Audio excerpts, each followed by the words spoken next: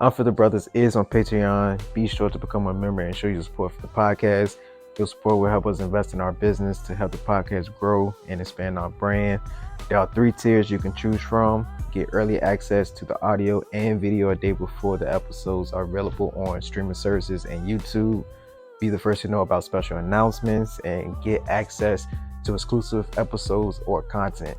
Also, 10% of Tier 3 will also be donated to a charity of our choice at the end of each year. So thank you in advance. Now back to the episode.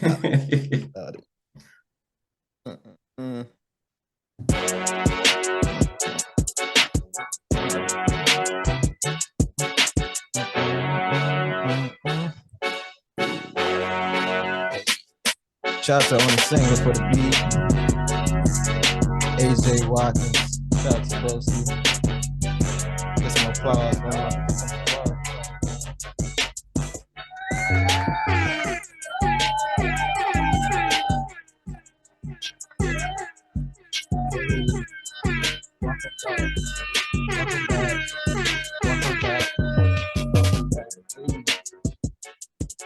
Hey, welcome back to another episode of You Reaching or Teaching.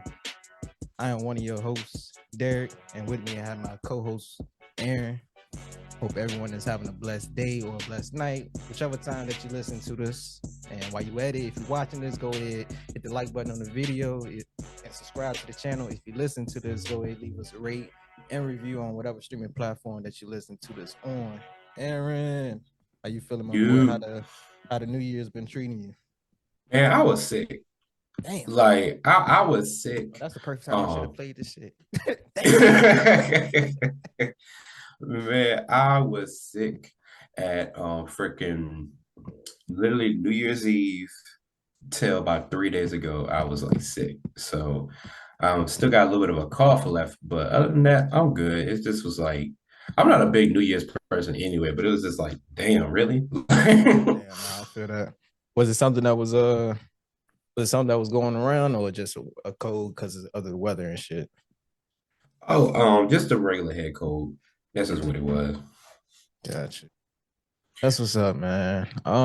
New Year's, the holidays for me, holidays are straight. You know, when you get older, it don't really be nothing special until you really, you start a family of your own and then you have your own traditions and everything like that. But for the most part, it was cool. Got the rest that I needed from work and shit like that, from basketball and everything that I got going on. So, what's y'all record? Well, middle school we 7-0. Okay. And then varsity we are 6-3. Okay. Yeah, so they I know on Max Preps they be late counting some of the games, like they don't even got the Cumberland game. They don't even got the Cumberland game of that shit. So but nah, yeah, we on a good start, 7-0. While we recording, oh yeah, I can't go past that. Oh yeah, happy Father's Day. Happy Father's Day to the brothers of Phi Beta Sigma Fraternity Incorporated. Shout out to my chapter, Omicron Road chapter at Longwood University, man. It's our Founders Day 111th. Greatest fraternity on the land, the best fraternity on the land, all of that good stuff, man. Gotta get that shout out in. But back to basketball. Yeah, varsity, we gotta, if they have school, they'd be canceling school for everything. But they play Cumberland tomorrow. We play Cumberland tomorrow at Hampton Sydney. So that should be a good game. It was a good game last time. It was a close one. We pulled it off. So it should be a good one. But yeah, we got a good show. Hopefully we got a good show for y'all. Good conversation going on. I gotta give a shout out to Jello. Shout out to the Bar Brothers, man. Shout out to LeVar. That's the motherfucker we need to be talking about. Shout out to LeVar, man. Get that man his flowers, man. While he here, he tried to tell us. But motherfuckers won't listen, man. The man went 3 for 3. Man. He said, y'all gonna stop playing with his sons, man. I'm just glad Alonzo healthy. That's it. Facts. I'm glad to see him out back on the court, man. Jumping, catching alleys. Just looking like he was looking before the injury and everything like that. Of course, he ain't moving as quick as he was, but I think he'll get there by as time go along. I mean, he was out 2 years, so you can't expect much from somebody out 2 years and come back. So Shout out to the Zoe, man. But I did want to ask, just thinking of that song and stuff like that, as it going crazy, what was in your playlist? Like what was in your ears before game time? Like who was you listening to? Shoot, man, like getting ready for games.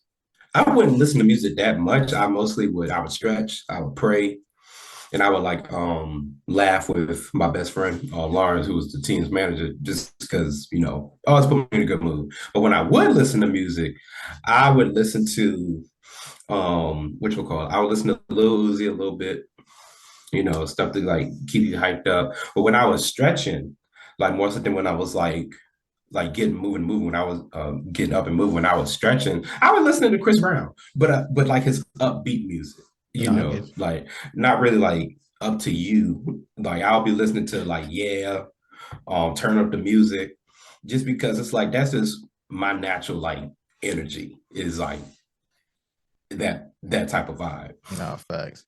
I think, of course, Wayne was in on the playlist with me.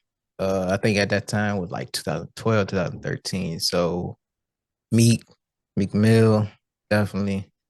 I was always playing I was always playing like Derrick Rose, that song on his Dream Chasers mixtape. Falling on his like a Derrick Rose. You know what I'm saying? Because that was I don't know, was our 10th grade or ninth grade, but we used to have the warm-up shirts and we had the spray on, and that was mine. So on the back of mine was little D Rose, and people was like, I like that. why they name you that? Then then they saw me jumping and shit, and they was like, oh, see why. I see why. There we go. I Yeah. like that. I like they should bring that back. I should bring that back. Oh, facts. The alias name. Oh, facts. We should, for real. Might as well. That's a good idea. Might as well, right? We get everything else for them. Might as well bring that back Yeah. too.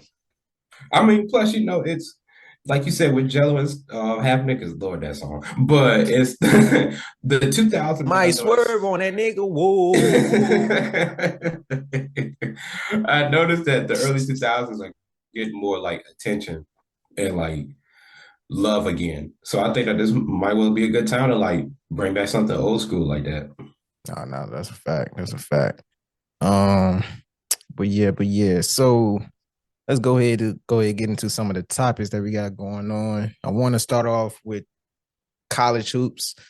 Starting off just by discussing a ruling that happened that could have a major impact Oh for boy. college sports down the road, kind of similar to the NILs that we'll discuss a little later after we wrap up this topic. But the ruling itself, this happened back in last month, back in December. So Vanderbilt quarterback Diego, he won a preliminary injunction against the NCAA, allowing him to play another year in the NCAA. So the current rules, eligibility rules, is athletes have 5 years to complete 4 seasons of an NCAA sport. If they play at JUCO or the NAIA level, those years still count towards the NCAA requirements. So he won that ruling, and it could potentially change things down the road where players can spend that 1 or 2 years in JUCO or whatever and still have their 4 years eligibility. I know I was reading something where it says players could potentially play up to 11 years in college because Jesus. of, you still have the rules of if you get injured, you could red shirt and everything like that. So they could potentially play up to like 10, 11 years in college. So Jesus. what do you think about this ruling, and how do you think it would impact college sports in the future? Man. Look, if I can be completely honest, I see a lot of pros and a lot of cons with that. Mm-hmm. And it's like the pros are you get an athlete who, let's say, unfortunately, you you were injured your whole first year and majority of your second year. now you got chances to play now instead of basically your college career damn near being done. Because by that time, that 2 years, you got other players in the system, other players who came to the portal. And yeah, you've been here, but you've been hurt. So we don't really know what you can do. So now you may get a little playing time your next year or two, or you may get still none at all. Like, because every program is different. Those programs they may take a chance on you. But then you got those programs who may look at you as damaged goods, but they're just gonna let you ride it out. So it gives them a chance to showcase their talent. But the con is there's some people who are gonna abuse that. And they're gonna be so focused on making it to that next level. And the sad reality is not a lot will, just because that's just unfortunately how it is. Of you're gonna BS it because either basketball is the only way out or you just don't know what you want to do the rest of your life. Like, I think that that's a real conversation that a lot of college athletes need to have is if I don't make it in the pro sport, what am I going to do with my life? So I think that if you're going to use this time, use it wisely. And I think that that's something that should be stressed with this as well. It's like, you're not just going to be here for the next 8, 9 years joking around, messing with the shorties and think you're going to play ball. Like, no. We're going to make sure that you meet with a financial advisor. We're going to make sure that your grades is right, of course. We're going to make sure that your academic advisor has a plan for you and that you have a plan for yourself. So what's that next step? A master's degree, a doctorate, you coaching, you going into the field and what you got that degree in. Like, how can we help you ensure that that next step of your life isn't wasted because unfortunately you were scared? Facts. Nah, I got similar views. I see both sides of it. I think it's pros and cons. In this ruling, I think starting with pros, I think it's a great opportunity for student athletes to, develop their skills, and improve on their academics before going to a bigger school. I'm not sure if this is a good comparison, but it's like I look at JUCO and the NAIA level. If you talking about professional sports, that's like the G League. People go there to develop, and everything like that. But while the players are in there, so they are going to JUCO so they can get better, earn their way up to a D1 scholarship, D2, D3, or whatever it is that they wanted to play in the NCAA. But I seen a clip where Dennis Smith Jr. he was talking about G League, and he was pretty much saying he'd rather go get sent down to the G League and play than spend his time on the bench in the NBA. But that's kind of like the same mentality here, where if you're not giving me a scholarship to a D1, D2, D3 school, I still have dreams of hooping. So why not go to a community college, a JUCO school, or a lower level school, and still pursue my dreams of potentially playing professional basketball down the road. I don't see nothing wrong with that. Plus, community college is cheaper. So if you are serious about going, especially if you don't have a scholarship, you still want to go to college, JUCO is definitely a great route to go. Starting off, you get your especially get like your Gen A classes out the way. Don't have to pay too much out of pocket for that. Of course, it's still costs and everything like that, but it wouldn't be the same if you went to a 4-year university or college and things of that nature. But on the other hand, I just feel like, saying that, I feel like college is college. You there for education, there for education for the most part. Of course, there are special talents that come out of high school where they could potentially go straight to the pros, but it's a requirement that they have to at least spend a year for the men anyway. At least spend a year in college. But that's just the 1%. If you're not in that 1%, then it's like, oh well, it's like, go home, Roger. Like, you can't just spend all your time here in college just because you're not equipped for the next level yet. I feel like 4 to 5 years in college is enough. if you haven't taken advantage of that time, is no need to even spend more time in there because you're not playing harder competition. Like every year Mm-hmm. that you in college, your peers is getting younger. Yep. So why do you think it's better for you to stay in college? Maybe it's an ego thing. Maybe it's just I an think it's ego an ego thing. thing. Not with everybody though. I think with some people it's an ego thing. With some people it's a safety and security thing. Because looking at it, it's college, you're on a scholarship, you have a place to sleep, a place to Mm-hmm. eat, a place to do your laundry. Some people probably have a car by now. And if not, you know someone who can give you a ride. You have access to a gym, access to a weight room. You have everything you want, damn near for free. Mm-hmm. But then some people, it is that ego, man. I'm that dude. Shoot, man, I'll be here as long as the hell I want. They need me. They need me. Or, I'm that chick. You can't get rid of me. I run this shit. Like, I think it's a mix of both of security as well as some people just got bad egos. Yeah, that's definitely the case.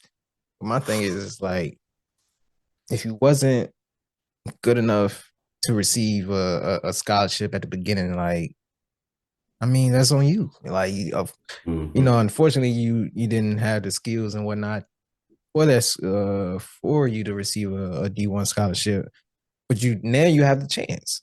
So if you are able to go to a JUCO and eventually transfer to a D1 school, all right. So if you got 2 years, you got 2 years. Take advantage of, don't take those 2 years for granted. Like go out there and actually Mm-hmm. ball out. You know what I'm saying? In those 2 years. Cause I feel like because you got people that go to the pros undrafted, they skip college, they go overseas. Mm-hmm. You talk about Brandon Jennings, like #1 player in high school, didn't go to college. He went overseas and barely played. You know Yep. what I'm saying? So they pretty much went off his talent from a high school level. They went off his productivity from high school and not necessarily looking at what he did overseas. And Mm-hmm. he was still a lottery pick. He was still top 10 in his Yeah. draft class. You know what I'm saying? So you gotta look at everything, and you gotta be grateful because there's some people that won't get the opportunity to play in the NCAA. You know what I'm Mm-hmm. saying? So you got your chance. You know what I'm saying? You got to put all your effort into it. Listen, if it don't work out within those 4 to 5 years, you got to hit the road, bro. Mm-hmm. Now you messing it up. For And the I next was, I was, person. yeah, you messing up for the next person. And I was reading the article that was talking about it, and they made some good points where it's like it could be beneficial for you, but it won't be Mm-hmm. beneficial for that high school player. Yep. Because coaches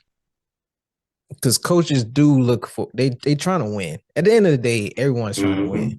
Of course, any coach want the player to succeed in other areas of their life, academically and socially and everything like that. But to keep their Mm-hmm. job, they have to pit. You know what I'm saying? They have to build a winning program. And when you Mm-hmm. recruiting, why not go for the player from the JUCO that's more polished, got some Mm-hmm. experience, than picking a high school player. You know what I'm Yep. saying? But and like I said before, of course, there's like that 1% of special high school players that it don't matter if you play pros for 2, 3 years, you still ain't better than this nigga. You know what I'm saying? Still some Mm-hmm. people like that. But for the other people that's, so going out there and trying out for these teams, you taking their spot. Bro, you Yep. about 25. You 26. taking a spot from a 17, 18-year old. You know what I'm And saying? Like that's and not and when you talk about that point, it's not fair to me. it, it's not like this is my last thought on it. It is I don't think enough coaches and even athletic directors are having that conversation with these athletes who've been there for this long. And it's like, okay, what is your end goal? Mm-hmm. What do you want from this? And that's why I said it's you gotta ensure that there's a conversation had. You gotta ensure that there's a plan put in place, and they have to know what the plan is as well as be a part of it. They can't sit back and let people do the work for them.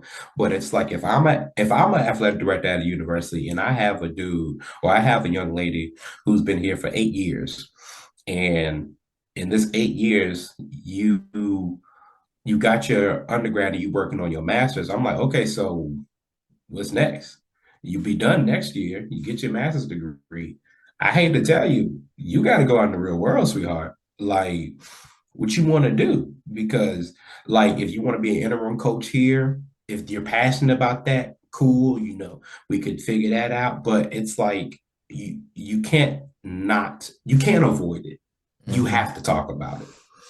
And I do want to have a conversation because I don't know. I'm not too knowledgeable of it, but I want to have a conversation either with an athlete who spent more than 4 to 5 years in college, or like an athletic Mhm. director or anything like that. Just like what is the route now? Like after 4 or 5 years, you should have your degree. If you're Mhm. not motivated to go after another degree, like what are you doing? Like you just not Mhm. in school for sports. Like this might be the Yep. main reason you're here, but it's not the only reason that you're here. You can't be in college and not take classes. So what is the plan for those? I want to know the plan for those students and what do they do? Like and it I don't know. I just don't think it's fair. I just don't think it's fair I don't think it's fair if they either. do decide down the road because it all starts with stuff like this. You got this Hmm. one ruling, and then if somebody else feel the same way, they're gonna go back to this ruling for their Hmm. defense, and Yep. most likely they will get the same results. And then Hmm. if more people start doing that, they're gonna have to change the rules, moving forward.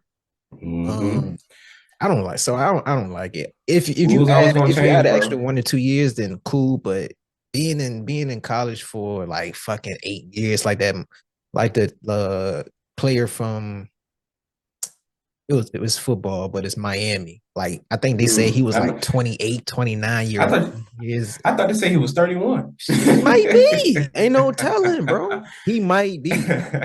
He might be, but it's like, bro, you're a grown like I understand you have dreams of playing college and everything like that, but what are you trying to prove at this point, bro? You have a family. You could be a grandfather the way this shit going. Man, but even with some people, it's like because at my university, I worked with a guy who was on the baseball team, and he stayed an extra 2 years because he was on a sports scholarship and he got an academic scholarship. So, oh, bet I stay an extra 2 years, I can get my master's and I got a job secure. I'll do it. That's I don't think a lot of that is happening. There are probably some people who it's like, okay, I want this. Like Jeter, he Mhm. stayed along with an extra year Oh, and a half, 2 years. Like he was I think always on maybe, his ass. He was like, "Damn, you still here, bro?" but it made sense because he was getting his master's in counseling Mm-hmm. as well as he missed a year being injured.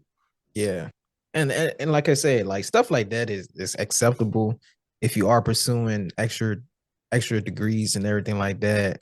Um, even I'm not mad even all the way up to nah. It got to stop somewhere. Let me stop saying It that. has to. It got to It stop has to somewhere. stop somewhere. It has to stop Yes, it somewhere. Because has I to was about to stop say, even somewhere. if you going for a PhD, nah, you too old.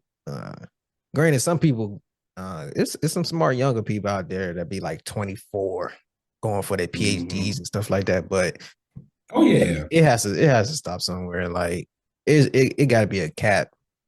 It got to be a it cap does. on the age limit of playing college sports. It has to stop Hmm. somewhere, man. These are grown ass men. Hmm. Like, yeah, nah, you gotta stop. Um, but kind of sticking to that topic, but moving on to NILs. So Virginia Oh was, boy. yeah, so Virginia was the first state to pass a law that would allow universities and colleges to pay their athletes directly. Georgia is another state that followed suit Mm. and passed a similar law. So recently, news came out that VCU will start paying their athletes next season directly, and they expect to pay 4 to 5 million to compensate its players, and and the post said that VCU men's basketball team will make on an average 384K per year. And before I ask you questions or anything like that, well, no. Well, I'll just go ahead and start there. What do you think about VCU being the first school, well, known school? I haven't heard of any other schools yet, but first school that will pay their athletes next season. I would say talking to one of my boys who went to VCU and him talking to his people who went to VCU, they hate it. They hate it. Like, is he a regular student or is he an athlete as well? He was a student athlete, but then he like stopped doing it to just focus on school. But Gotcha. it's like he hates it because it's the basketball team. And but my personal thought, like after talking to him, is I once again, I see the pros and the cons. It's oftentimes we think that student athletes are these people who just have it made. And not everybody's Ben Simmons. Like Ben Simmons, they knew he was gonna get drafted. They just said, "Hey, don't do shit. You know, we got you. We got all your classes covered because we know in 6 months you're gonna get drafted anyway." Not everybody's Ben Simmons, where the school just bullshits and gives you everything you want. Some of these student athletes go home and they work a job. You know, they're also training. They sometimes got to pay for that training if it ain't somebody that they know. Like, so for some of these athletes, especially at VCU, depending on where they're coming from, this is going to be good for them. Mm-hmm. Side note, I also hope that they have a financial advisor with these young dudes because it's like, hey, look, you think about it like this, Chief. You're not paying to stay nowhere. You're not paying for food, meals, flights, none of that. This money that you're getting for like the next few years you here, save some of that. Hell, invest some of that. Like, let's do the math for it. Like how the NBA does with their players. They got to be the same thing for college. It has to be the same thing for college. It has to be. Because if I was a super rational person, I'd blow that money, if I'm being completely honest. So, but the other side of it is, I'm sorry, go ahead. No, I didn't want to interrupt you, but making that point, now it should be, if you are paying athletes directly now, you should make like finance for, courses a requirement. You have Mm-hmm. to. You have to. Like some people dream, like, of course, the NIL stuff started because people dream is to make a professional sport, to take care of their family and things of that nature. Now you're telling me I don't even have to go pro. I don't Yeah. even have to go pro, and I can make 384 for my school, and then on top of that, I can get another NIL deal and make like $1 million, $2 million, and take care of my family. Yep.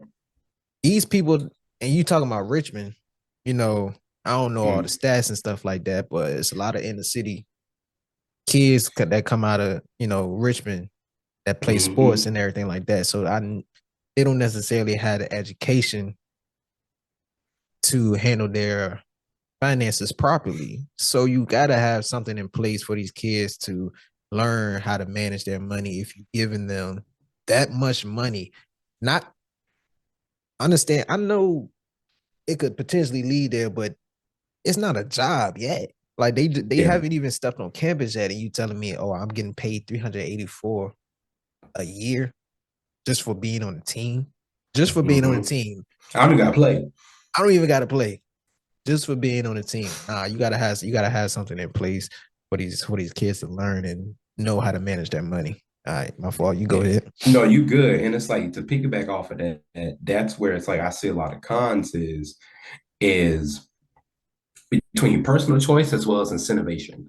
I believe that a lot of universities are gonna do this and just not give a fuck about their student athletes because they bringing in the bigger money. You make 384 million, the school makes 207 billion. I think we're cool.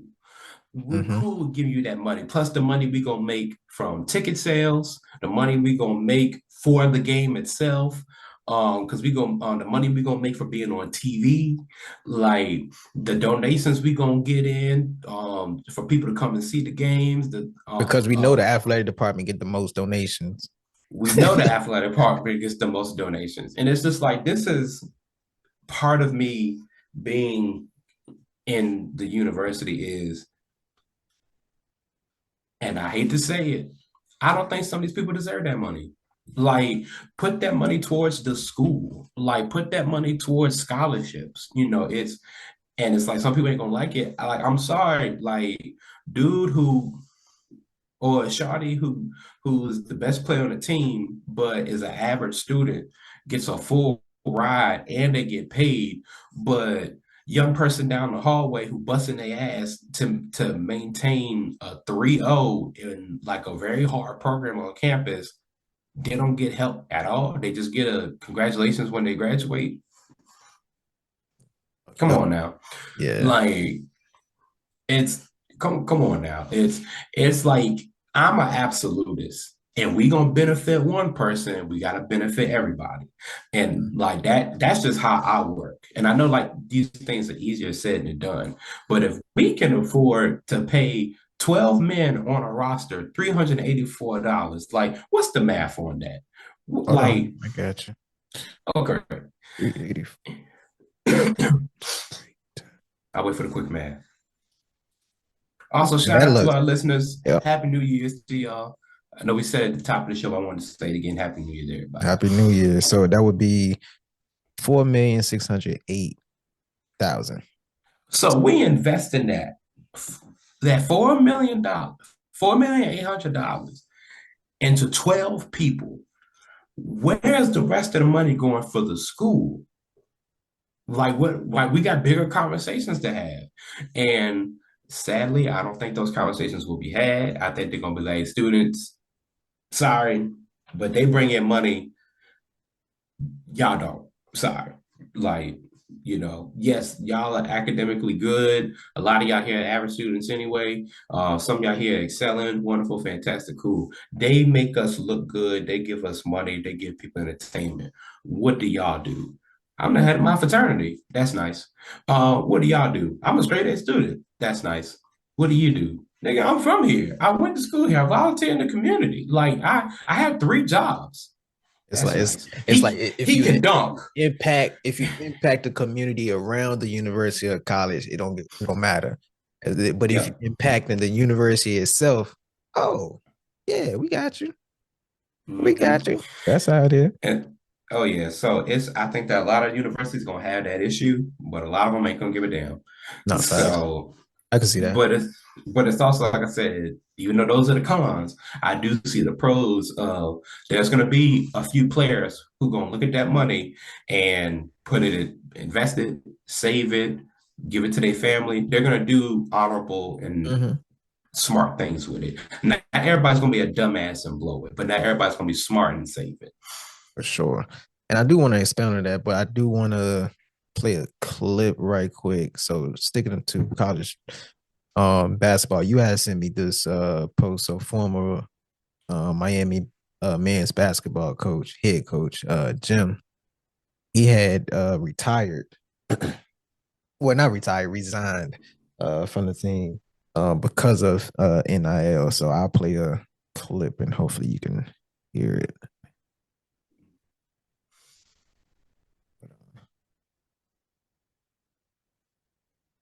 Way to keep this going. Let me play it back. And I love the game and I love the university, but I'm exhausted.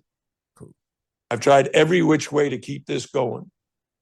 And I know I'm going to be asked a lot of questions, but I want to answer them before I'm even asked. What shocked me beyond belief was after we made it to the Final Four, just 18 months ago, the very first time I met with the players, 8 of them decided they were going to put their name in the portal and leave. I said, don't you like it yet? No, I love it. I love Miami. It's great. But the opportunity to make money someplace else created a situation that you have to begin to ask yourself as a coach, what is this all about? And the answer is it's become professional.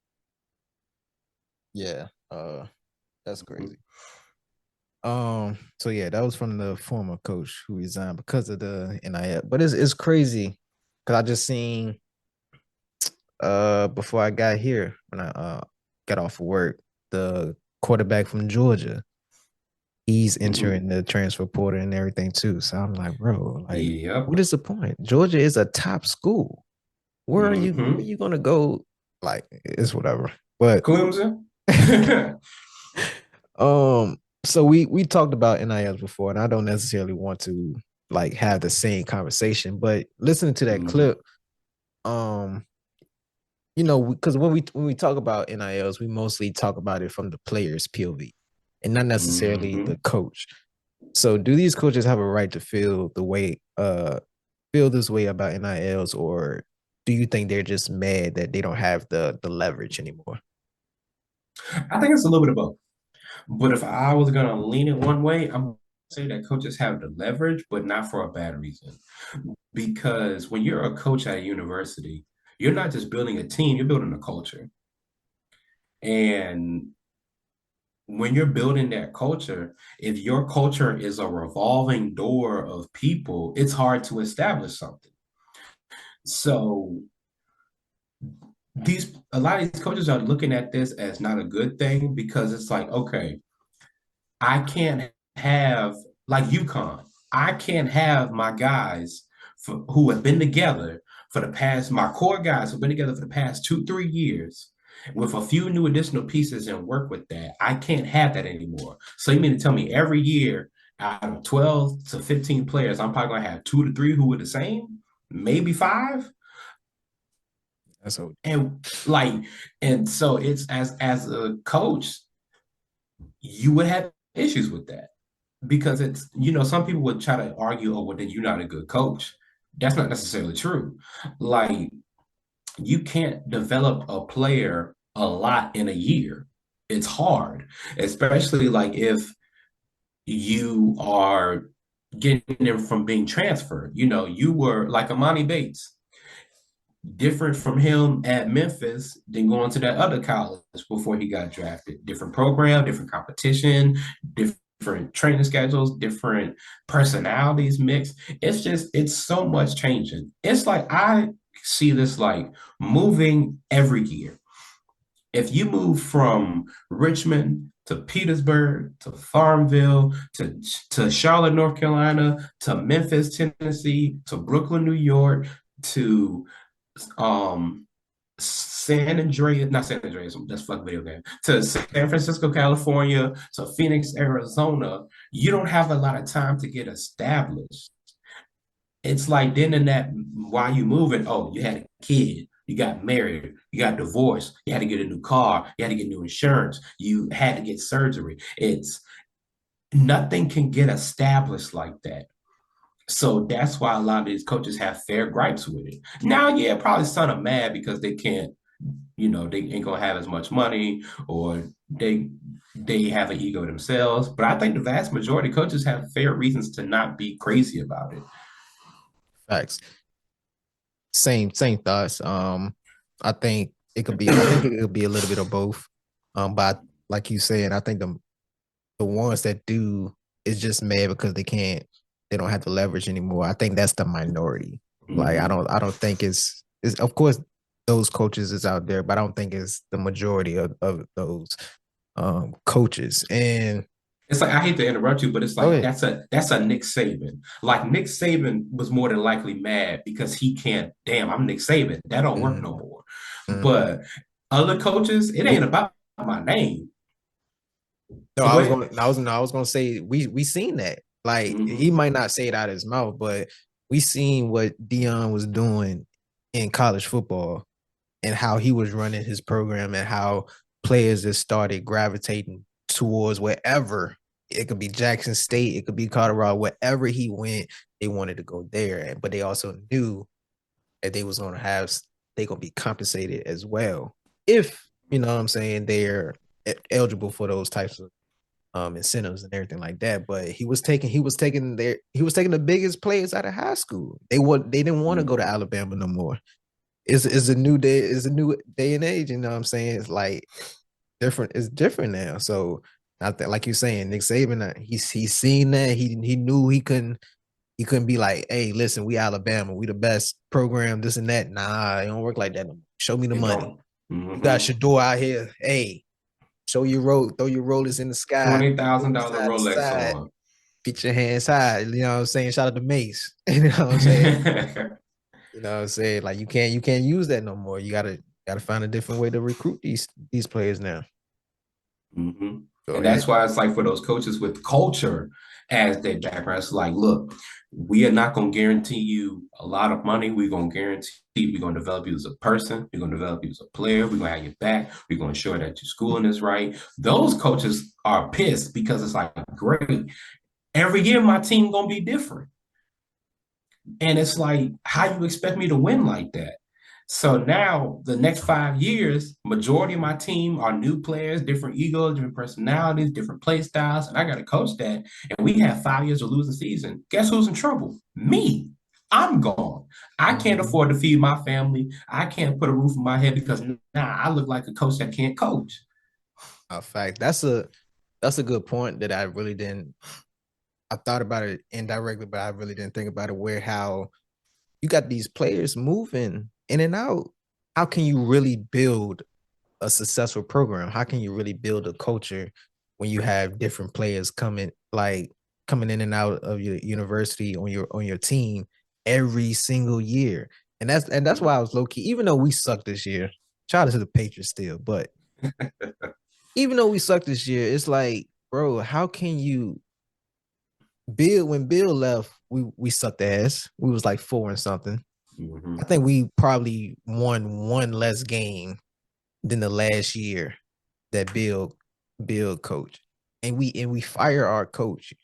Yep. You don't give him the opportunity. Like he don't even have the pieces. Nope. He don't even have the pieces to be a successful NFL team. But you fire him after a year. Like, but Derek, you know, we're the one in leadership. It's always your fault. And that's the thing. It's always your fault. And that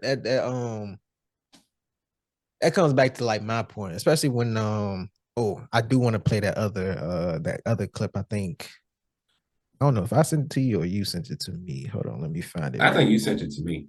That UCLA coach. Yeah, you sent me that one. It's really hard to coach people. Here you go. So this is the UCLA men's basketball coach show. So this was after they lost against Michigan. It has been, it's really hard to coach people that are delusional.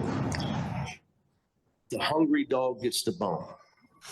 We got guys that think they're way better than they are. They're nice kids. They're completely delusional about who they are.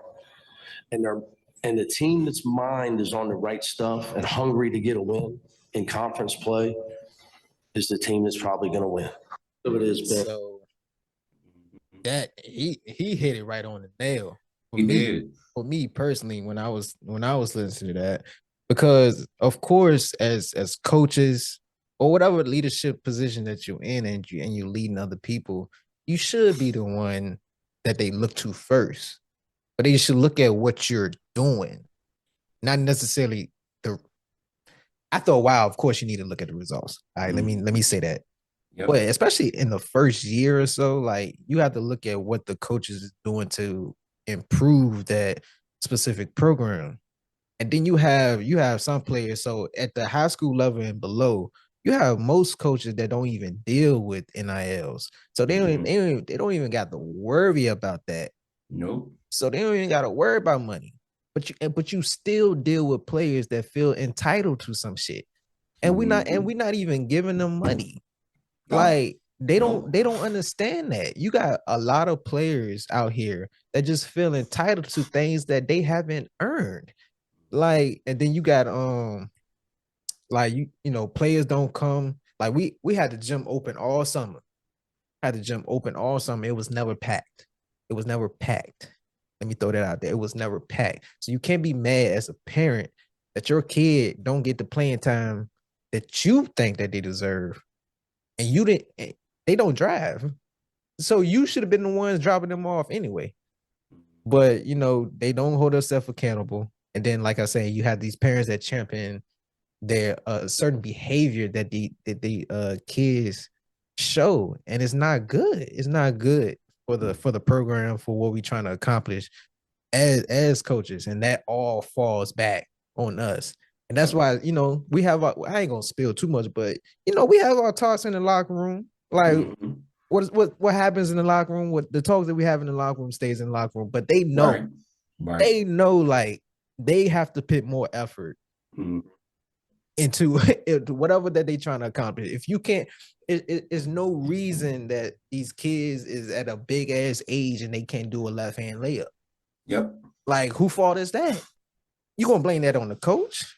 And then you have parents and fans in the stands trying to coach, but they ain't never came to a practice. Nope. Like, come on now. But going back to the NILs and stuff like that. That's why I stopped coaching my sister on the sideline, because I'm like, I'm not at practice. All I can do is cheer for you. All I can do is cheer for you. So that's why I stopped coaching her personally, because it's like, I don't know going to practice. And it's like, I think everyone is guilty of it, whether you're a parent, whether you're just a friend, or just a fan of the sport. Of course, you're gonna be on the sideline like, damn, like, get down the court, sprint, cut. Like, that's just natural. That's just instinct. Yeah. Like, you're just a fan of the sport and everything like that. But then it be some people that ain't never played the sport. I don't care how much you watch it. I don't care how much you watch it. You don't even know the terminology to be screaming out, why you ain't doing this? Why you ain't doing that? Man, you talking about go man. Shit, they can't even play zones. So how you think they gonna go man? You see their footwork? Are you looking at their footwork? Hey, your kid just missed 5 layups in a row, and you talking about why he on the bench. Man, what are we talking about? we're not talking about anything, because there's no conversation that needs to be had if you're actually watching the game. Yep. You know what I'm saying? So that's just how I feel about it. But what I was going to say. So my thing is, we can't, like, when you talking about compensating these athletes and paying athletes, I think it's fair, but there should be some type of contract in play where it's incentives. So if you come to the university or college, wherever you're going to, this is how much I'm going to give you starting off.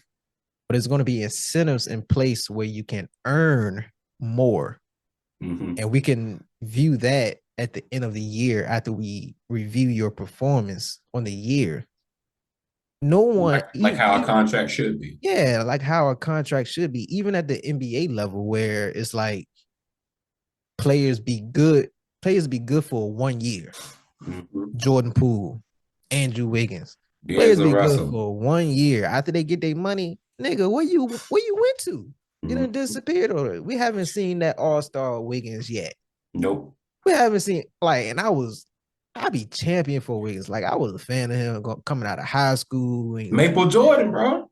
Like, I was a big, I be champion. Like, damn, I can't wait for Wiggins to turn up. Like, show him why you the number 1 pick and blah, blah, blah. Like, he ain't got that money, ain't been an all-star. But he got his ring and his money. He good. All-star that year.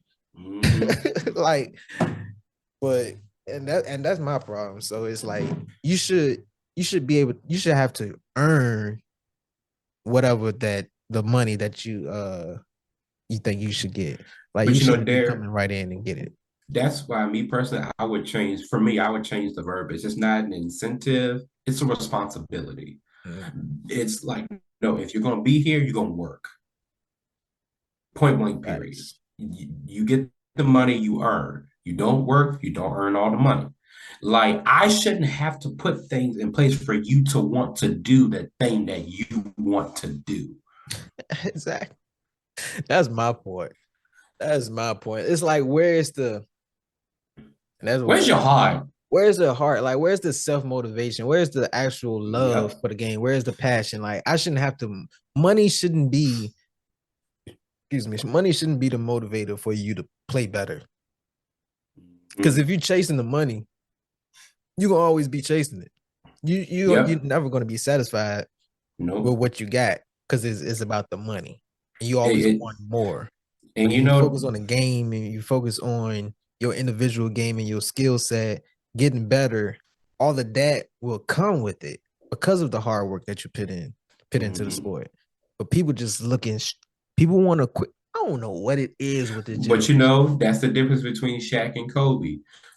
Kobe wanted the accolades. Shaq wanted the money. Facts. He like, hey, I was just watching someone on that when I think it was probably Derek Fisher or something like that. But Kobe, he put in the work for it. He said, "Man, I know I can be the GOAT." And I'm looking at the so-called dominant figure that we have on our team, the best player, whatever, and he's not doing as much work that I'm doing. We can't do that. Nah, Look, okay, we gonna get into that. I need to get that off my chest because I had the damn conversation about that motherfucker last month. But anyway, I said what I gotta say on this topic, so I'm done. Oh yeah, I'm done too. Give me 1 second. I don't know what the hell is going on with this laptop, but my battery is dying quick as shit. Let me go get my charger right quick. All right. While Dad's getting this charger, let me tell y'all, let me fill y'all in on a little something. Okay. So last month, right, I had guests over in my house. One of my guests, I love him like a brother, but he gets on my nerves because we have the GOAT debate. Once again, I am a person that deals in absolutes. So you all let me know in the comments below who your GOAT is and why. But when it comes to LeBron, he's not my GOAT. He's not the GOAT. I'm sorry. The argument was that he was the GOAT because he has the most points in NBA history.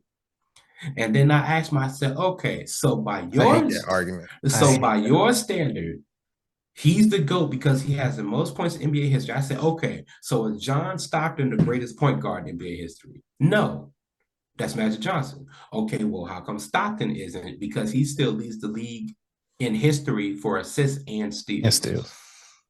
Well, that's different. All right. All right. If you're moving it, that goalpost it's like it's a tornado going on outside. They be moving that goalpost. Look, then one part of the conversation was he was like, okay, so why should I pick up the slack where other people are lacking? Because you picked them. You picked them to be part of your team because you leverage your name.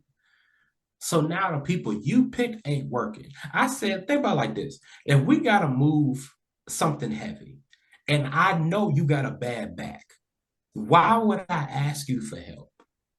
But I asked you for help and now you can't lift because your back hurt. Whose fault is it?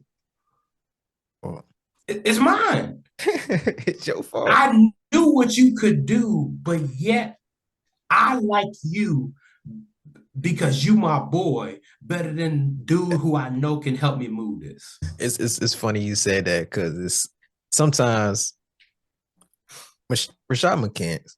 All right, I think a majority of America watch you. So Rashad McCants, sometimes he be saying some crazy shit, and I just be like, oh nah, this nigga's hate. Like you just saying too much. Yeah. But he did say some shit where it's like, and it's true. It's like, bro, it don't matter if you're 40 or not. You know how the Laker fan base is. Lakers is a winning franchise. You know, Gil tried to bring up, okay, what happened in 13, 14, 15, 16, 17. We know Kobe was injured all of those years. We knew Kobe was in his last, like, we knew Kobe wasn't going to produce as much after the injury and everything like that. And then you're talking about the supporting cast that was around him during that time. It was nasty. It was nasty. However, we talk about LeBron now. Y'all can't clap that a 40-year-old is doing this and then be like, nah, it's not fair. Y'all expect a 40-year-old to do this? Like, which one is going to be? Which one is he this phenomenal person who can do God's work at 40, or is he an old man? Like, which one is going to be? You can't have it. You can't have it both ways. When every time you step out on that court, we expect greatness, and and me personally. I can't speak for nobody else, but me personally, when I was looking at Kobe those last years of his career, it was nasty to watch. But when I seen flashes of that greatness, I said, "Oh yeah, that nigga is great. That nigga is one of the GOATs." Like, but I knew it was going to be an up and down thing. Granted, LeBron has stayed healthy majority of his career, and that's where he got the leverage of everyone else. Being healthy, taking care of himself, and that's important. I hope everyone after him is like taking that blueprint so they can have longer careers as well. And that I agree. I don't want to go on a tangent, but I kind of be mad when Wemby is taking on these like 16 goddamn threes a game. I want his ass in the fucking post. But at his height, 7'4", 7'5", like 7'4", 7'5", like he's fragile. He's fragile. So him shooting threes, that's really going to allow him to have a longer career. So I kind of, push back a little bit, be like, I can see that, but I still want him to be a dominant player in the post. But going back to the Lakers and they're like that. Once again, you can't have it both ways. You step on that court, we expect you to give 100%. We expect you to be the greatest player some people may think you are or believe. Let me not say think. Some people believe that you are. Believe. You know what I'm saying? That's a good word for it. And I know you still great. But when you go out there, we expect that. So we're gonna still criticize you. I don't care if you 40 or 50. You still out there. Yep. Tom Brady was still out there. And I was like, no, this nigga the GOAT. If he fucked up, he fucked up. I didn't blame his age for it. But if you have the ability, you have the ability. Vince Carter was still dunking when he was 42, but no one really cared. No one really cared about it because it was like, oh, he's not really at an elite level. But you know what I'm saying? But we just didn't care about it. There's a lot of motherfuckers that's old that still don't. Yeah. But we just don't care. Go look at the big three. Yeah, we just don't care about it. So y'all can't have it both ways, man. Go ahead. My fault. No, you good. It's just I have never had a logical debate with a LeBron fan. Never. Never. And I hope that I do one day. Because I think LeBron fans hear you don't like LeBron and instantly they think, oh, you think he's the most terrible player ever. Right. Well, no one said that. A lot of people who aren't LeBron fans will still say he's one of the greatest players ever. Yeah. But what comes with it is LeBron fans don't want to hear the criticism of him as an athlete, him as the things he produces, because it's like I said, the moves piece of it. Oh, well, that's the GM's responsibility to go get those. Nigga, he is. Yes, it is. But the GM also is influenced by the person in power who is the star player, aka LeBron James. That's just like when some people try to throw out, no rules change because of Mike and this and that. I can low-key debate just within like the NBA itself. Like, this nigga LeBron probably got way more influence. I ain't talking about business or anything like that. I'm just talking about NBA basketball. This nigga LeBron probably got way more influence than Jordan ever had. This nigga was, bro, they labeled him the chosen one before he was in the NBA. So you trying to throw the media on Jordan, but not LeBron? Bro, this nigga been in the media since he was 18 years old. We had to hear about this shit, bro. Since he was 18 years old. It was always, LeBron has always been in the, they always try to pit him in a certain light. You know what I'm saying? And granted, he achieved and more. Like, he over accomplished what people expected him to do. We get that. We get it. We get it. But like, come on, man. That nigga got way more influence than a lot than anybody in history. That nigga is running things. The only person to tell that man no is Pat Riley. Facts. And we're gonna get and we're gonna get into that. Oh yeah. Well, I said, but speaking of him. Speaking of But no, I'm listening. No, facts. Speaking of Pat, so let's go ahead and move into some NBA talk. Me personally, I haven't watched just because of like my schedule and everything like that, working 2 jobs, coaching. I haven't watched a lot of games. I've seen like the highlights and everything like that. So I don't want to critique too much on sport, but it has been a lot of drama going on, within in NBA. You talk about, we're gonna go one by one. We don't have to spend a long time on these topics either, but you talk about Pat Riley, and that's the Jimmy, he wants out of Miami. So I think the 3 teams that he's interested in is the Suns, the Spurs, and the Lakers. Like the Warriors is out. Mavs, Rockets, Bucks, Grizzlies, all of those destinations is out. He's not interested in it. What do you think about Jimmy's antics? Like, do you agree with it? And how you think they need to move forward? And what team you think he should go to? First, I think the team that he should go to is the Spurs. I think that he would be a better piece for them there.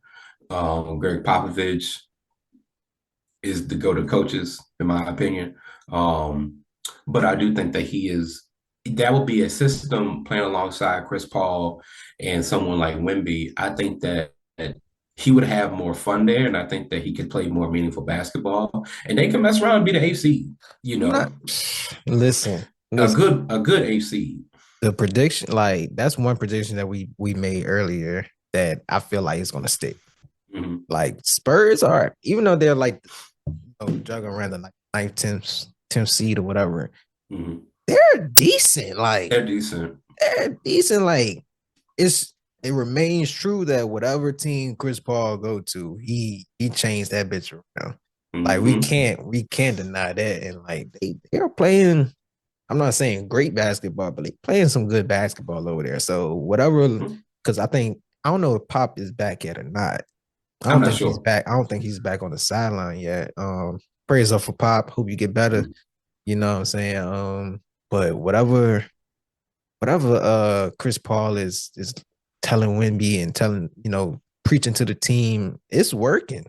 It's working. They're, like you're saying, they're one piece away, like another score. They just need another score on their team, and I think they'll easily be an AFC in my opinion. And Jimmy, as a player, he's not like a DeRozan type of scorer, but the type of scorer he is good for a third option. Like it's good because I said this before, like about like when Miami went to the finals, I didn't think they was gonna win it because Jimmy's not a great first option scorer because that's not his game. Yeah, I wouldn't have him as a first option. No, but like him being a third option, second option in San Antonio, that works. That works. But the team that he's probably gonna go to is the Suns. Like the Suns have more pull. They have more contracts that they can work with. Jones, he's a good GM.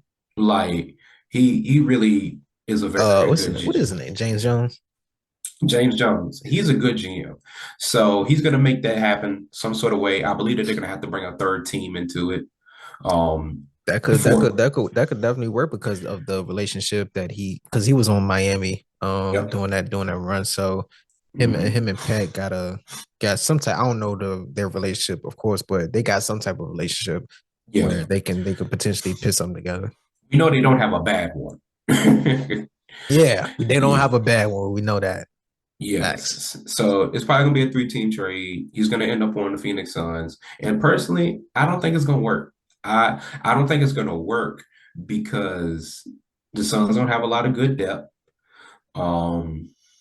Their depth is okay at best. You know, it helps keep the boat afloat, but there's only so much water you can throw out of it with the buckets you have. So what do you think Damn, someone just came up in that bitch. There. What do you think is The the rent's due. best? What do you shit? They already got that. They don't need nothing else. What do you think is the best scenario for Jimmy? I know you said the Spurs, but is he better on a win right now team? Is he better on a team that you looking to, succeed within 1 or 2 years, or you think Pat's going to send his ass to a rebuilding team? The Spurs are technically still a rebuilding team because, and it's going to work because Jimmy's 35. Mm-hmm. How long you think he still play? I give Jimmy max for at least 3 years. Because he was like he's still in his. It's out of his mouth. He said he's still in his prime. That's what he said. And Jimmy Butler, I think that he's had wear and tear the past few years, but I think that a system like the Spurs, where they'll still get a good lottery pick next year, they can still have the ability to go trade for another pretty decent piece later this season or next year too, besides Jimmy. I think that him going to the Spurs gives him the best chance to compete because he's a competitor. He loves to compete. Mm-hmm. It gives him the best chance to compete, best chance to make his career stretch out a little bit more, and the best chance for him to be in an environment where he can thrive. Because I don't know what happened in Miami. It seemed like a match made in heaven. Now it seemed like it's hell on earth. But not too much happens with the Spurs. You don't get a lot of crazy media coverage. You don't get a lot of big egos to come in there. Like the last big ego I would say was on the Spurs was Dennis Rodman. Like Kawhi got an ego too, but he was different with the Spurs than when he left. But you have an environment in which I think would be best for him right now in his career in San Antonio. Because if you go to the Suns, everyone's saying championship, conference finals. You go to the Spurs, it's playoffs. Well, the way the Suns playing right now, I ain't gonna say championship. God damn. But that's what people gonna say, because it's like they're not trading Booker. And you're not giving up KD, and KD has that tag on him of, if he's on your team, you got to get a championship. So that's why people gonna do it, because it's like you would have to put a big trade package, and someone else from Miami got to go too, because it can't just be Jimmy. So you take Jimmy and Hero, which will be crazy. That's like that'll never happen. But you take Jimmy and another good role, like Jimmy and Kevin Love. You take Jimmy and Kevin Love off that team. You trade them to Phoenix, and you throw in the third team. Let's say we the third team. We get what's we call it? Who the backup point guard for the fucking team? Not the backup. The one was it Payne? Someone for the Heat for the Phoenix. For Phoenix, the backup. Someone to backup point. No. Like let's say this. We'll get Kyle Lowry. Yeah. Like with like the Suns will do a sign and trade, and the Heat get like the Suns give us like Nurkic. Yeah, because we need a big. Jimmy go to Phoenix. Suns, and then the Heat would get like Bill and like a first round pick or a second round pick or something like that. Yeah, it's like they'll get Bill, 2 first rounders and 2 second rounders. One of them like from another team. We get Lowry and whatchamacallit, and a second rounder. And Phoenix gets Jimmy, another player off their bench from Miami, and like two first rounders. But shit, that's not necessarily realistic either. Because no, I take that back. It is realistic because Bill is making like 55 a year. And Jimmy is making like 52. Jimmy is making like 52 a year. So that could work. You don't necessarily have to, if you are trading Jimmy for Bill, you don't necessarily have to give away a lot of pieces for that. That's true. A thought came in my head. I'm trying to figure out what went wrong in Miami after fucking LeBron left. You got Wade. I mean, you got Butler. I tell you what happened. I tell you what fucking happened there. It's LeBron. Like, look, let's be real. Ever since LeBron left, the Heat still haven't been the same. But my thing is like, bro, you see, I don't know, man. It's like you see the Heat, they go to the finals twice. They don't get it done, but Jimmy carried them to the finals twice.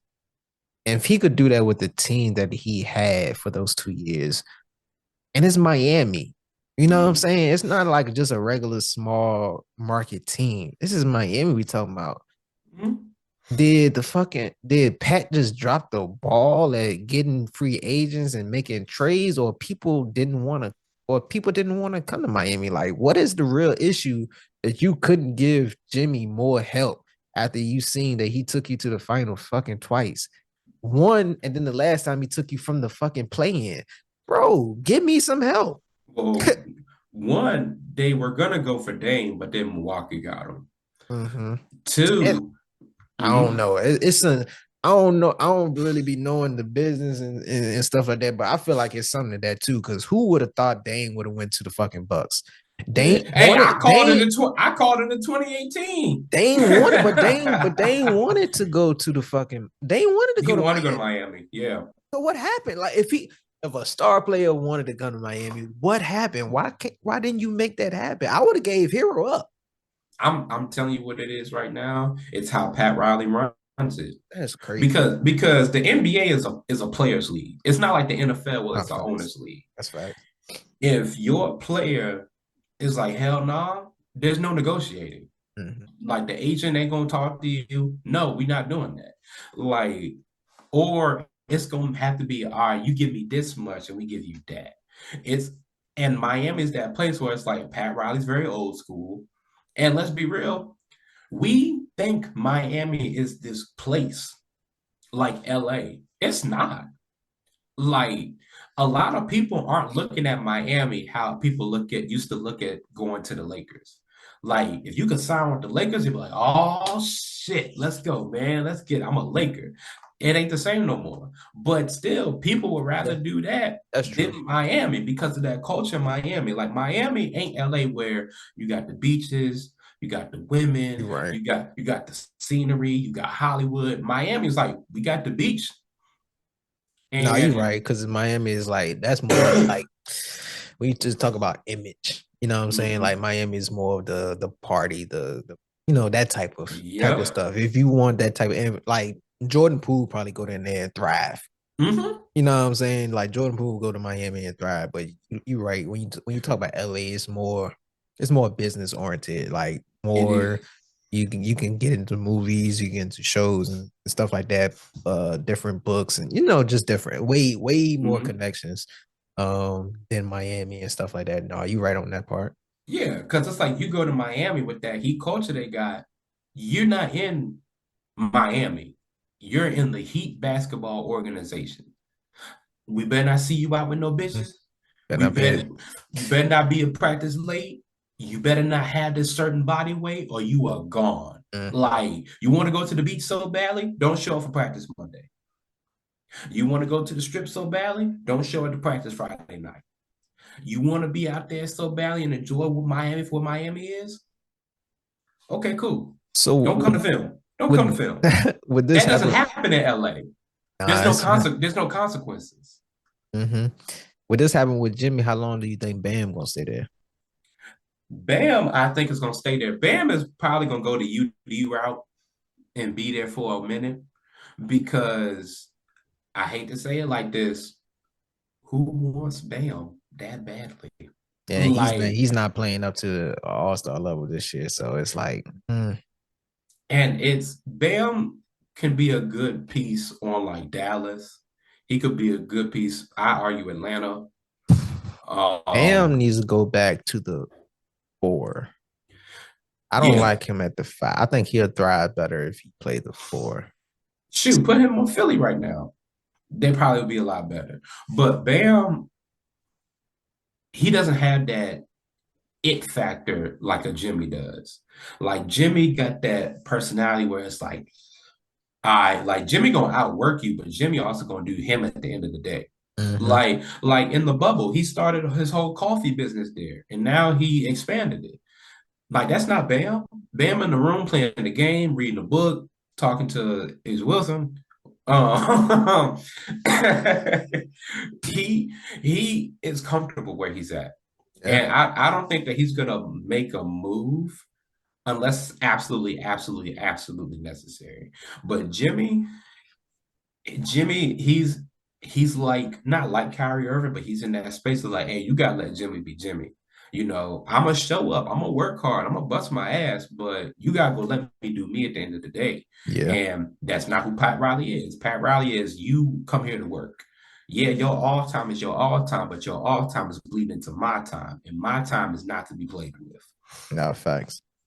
We kind of already touched on the Suns issue. So we don't gotta go too much into that. Bill and Nurkic, they was benched. They coming off the bench moving forward. So I already know some changes about to be made with that, especially with Yeah. the way the season is going for the Suns. Originally it was because KD was injured and it went downhill, and because he was, I think, starting off, they was like 9-1 with KD or something like that. Then they started losing. Mhm. Now I don't know what the issue is. So I already know some changes coming to Phoenix. I don't necessarily want to expand on this conversation, but Mike Brown, he was fired from the Sacramento. Do you agree? Well, let me read this first. So Brown, the 3 seasons that he was there, he earned 111 and 89 record. I read in a MSN article saying one of the reasons for the firing may be because of how he talked to the players and how he got his point across. Currently the Kings are 5-1 with the interim coach, Doug Christie. Do you agree with the firing? I don't agree with the firing, but it's one of those things where coaching has evolved and old school coaches like Mike Brown are dying out because if this was 2008, Mike Brown is cool. He wouldn't be fired. Like even if they was losing like how they was. But it's like coaches now are getting fired for personnel reasons instead of record reasons because you can't be a Mike Brown, and talk to these dudes. You can't be a Mark Jackson and talk to these dudes. You got to be a Steve Kerr. You got to be cool. You got to be nonchalant. You got to be lackadaisical. You got to be a player's coach. Yeah, like I got to let my boys be them. Got to let them do what they want to do. And if they fuck with the fact that I let them do what they want to do, my job is secure because, yeah, we let's like right now, Memphis. Memphis is a very middle of the pack, okayish team right now. They coach not fired because he cool with all of them. But Mike Brown, he's not trying to be cool with you. He's trying to win. He's coming in here, hey, get your ass up. What you doing? Hey, man, y'all playing like some shit. Like he's cutthroat like that. Yeah. Like he's a very real dude like that. And I agree that you can't talk to everybody like that. I completely agree with that. You do have to adapt your coaching. But I also think that there's things that should be put in place and conversations that should be had before it gets to that point. I don't think that was had with him. I think it was, hey, coach said we playing like some bitches. Oh, for real? I'll show him what a bitch is. Mike, you fired. That's it. Like we can't say, hey, switch it up a bit. I can't get no warning. We can't have no conversation. Nah, you just fired. But Steve Kerr, he ain't losing that job. At all. He ain't losing that job. My thing is, it kind of goes back to the NIL conversation that we had, that all the blame gets put on the coach, and players don't, aren't held accountable like they should. When if you are talking about just how he talk and how he get his point across, he's been there for 3 years. I don't think he's changed as a coach. I think he's been the same coach, and he has the same coaching style for all the years that he's been coaching. So I don't think nothing has changed in his coaching style. So what is the issue now that it wasn't, the last 2 seasons. You bring in DeMar, and things aren't going the way that you expected, that we expected. Because I thought they was at least be top 8 seed, a playoff. I thought they was gonna at least be the 7th. You know what I'm saying? At least be a playoff team without the play-in and everything like that. With adding the Rosen and everything like that, but that's not the case. It's like when we tell players, it's like, bro, we can't be on the floor for you. We can't put you in the place that we need you to be. You have to. That's what practice is for. You have to know where you got to be on the court, on offense and defense. Like if we have plays that we're running, just take this big nerves. What you throwing the set around for? There, hold up. People gonna be getting worried now. They say, "Oh my god, Derek done lost it." Oh shit! No, baby, fucking this shit. But yeah, it's like, bro, we can't tell players what it be at on the floor. Like you have to be knowledgeable of the game. The game has to come to you. Like you have to do your part. And when you out there playing shitty and you don't want to listen to what the coaches is telling you because you think you're right, even though we can see everything that's happening on the floor, when you're just focused, especially when the ball is in your hand, you're focusing on one thing. You know what I'm saying? So you're not seeing everything on the court. And when we on the sideline, we see everything that's happening on the floor. So we telling you, hey, you don't need to do this. You got on the defensive end, like you got this is how they're running their sets. You got somebody in the short corner. You got this, just different strategies that people be doing. Players have to know this stuff. And if you're not going out there executing what we practice all week for, how is that my fault? You going out there missing open layups. How is that my fault? You missing all your shots. How is that my fault? Yeah. You know what I'm saying? That's why I don't get. That's why I don't like. It's not always on the coach. Like some coaches, yes. But I don't think in this instant you can't blame that on the coach, bro. No, sorry. No, and that's where it is we're in that, like I said, we're in that time of those coaches who hold players accountable aren't going to get jobs like that no more, because that's not how the sport is now catered to the players, not to the team, because the coach to me is part of the team. But when people hear team, they think just players. So that's why people like Mike Brown going to keep bounced around. I won't be surprised if this is his last coaching job. I really won't be surprised, but it's like players like JJ gonna stick. Coaches like JJ gonna stick. Coaches like Steve Kerr gonna stick. Only like Eric Spoelstra, if he wanted Miami, he'd be fired too. That's a fact. Like Quinn Snyder, he gonna get bounced around again, or Atlanta may be his last stop. Like Tibbs, he's staying in New York, but he been bounced around. Like that's what happens. We're in that era of you can't be a hard ass coach anymore. You can't hold your players accountable. You got to be the Steve Kerr and be like, well, Draymond just RKO'd the motherfucker. Maybe he watched Raw on Netflix last night. Maybe it was just exciting. Yeah, he was definitely on Netflix. He was definitely on Netflix. So he saw CM Punk come out and he felt like making a nigga go to sleep. Like, I'm sorry. Motivated him to do it just motivated him. Like, he called a motherfucker jabroni just like the Rock. Oh my fucking God. And we won by 30, but that's where we are. That's where we are with coaching. Coaching has always been critiqued, but it has at points been given grace, because I remember a time when the crowd, your family, your friends will be like, damn, you need to do better. That's what I'm saying. Like, bro, where are these people at? I need those people around. Because when I was playing, it won't Coach Scott fault. It was Aaron. What did you do? And granted, and when I talk about coaching, there is some parents that do that. I've witnessed parents do that. Like, bro, like I've witnessed parents be like, listen to the coach. You're not doing this. You're not like. Shout out to those parents. Like they see the vision. They know what we trying to do, and they know what their kid is not doing. You know what I'm saying? And the kids are not 100% wrong every single time. No, sometimes coaches do make mistakes too. Absolutely. But majority of the time, it's like, bro, this is what we should be doing, and you're not doing it.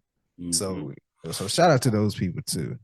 But I want to move on right quick to because you brought up JJ Redick. So Oh, I wanted to prayers up bring for up. JJ Redick too. You know, his house was Oh yeah, burned yeah. down. Nah, facts. I did see that. Praise it. Just praise for all the LA that things that going on in LA. Hope I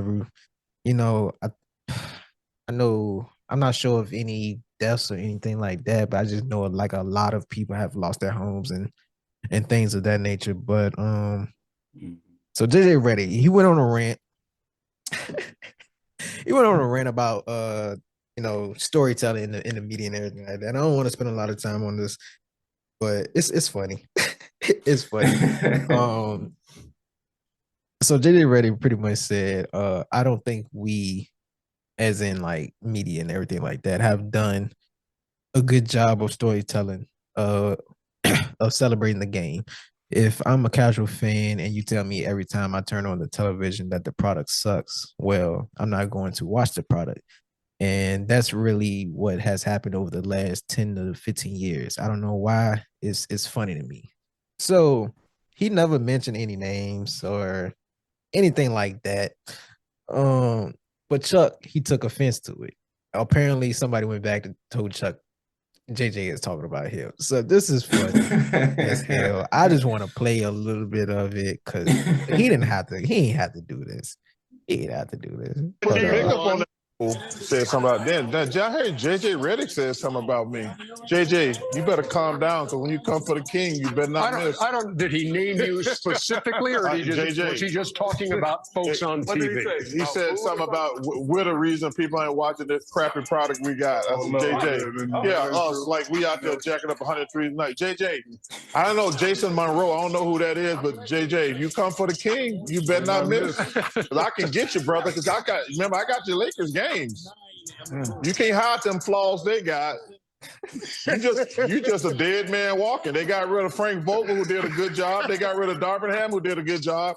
But you came out there thinking you were going to change things with that same ugly girl you went on the date with. 64 was your halftime score. As we get back to the highlights, and Rudy Gobert. So he came in there thinking, I can make this thing work. Hell, you can. 77, Put the makeup on that pig.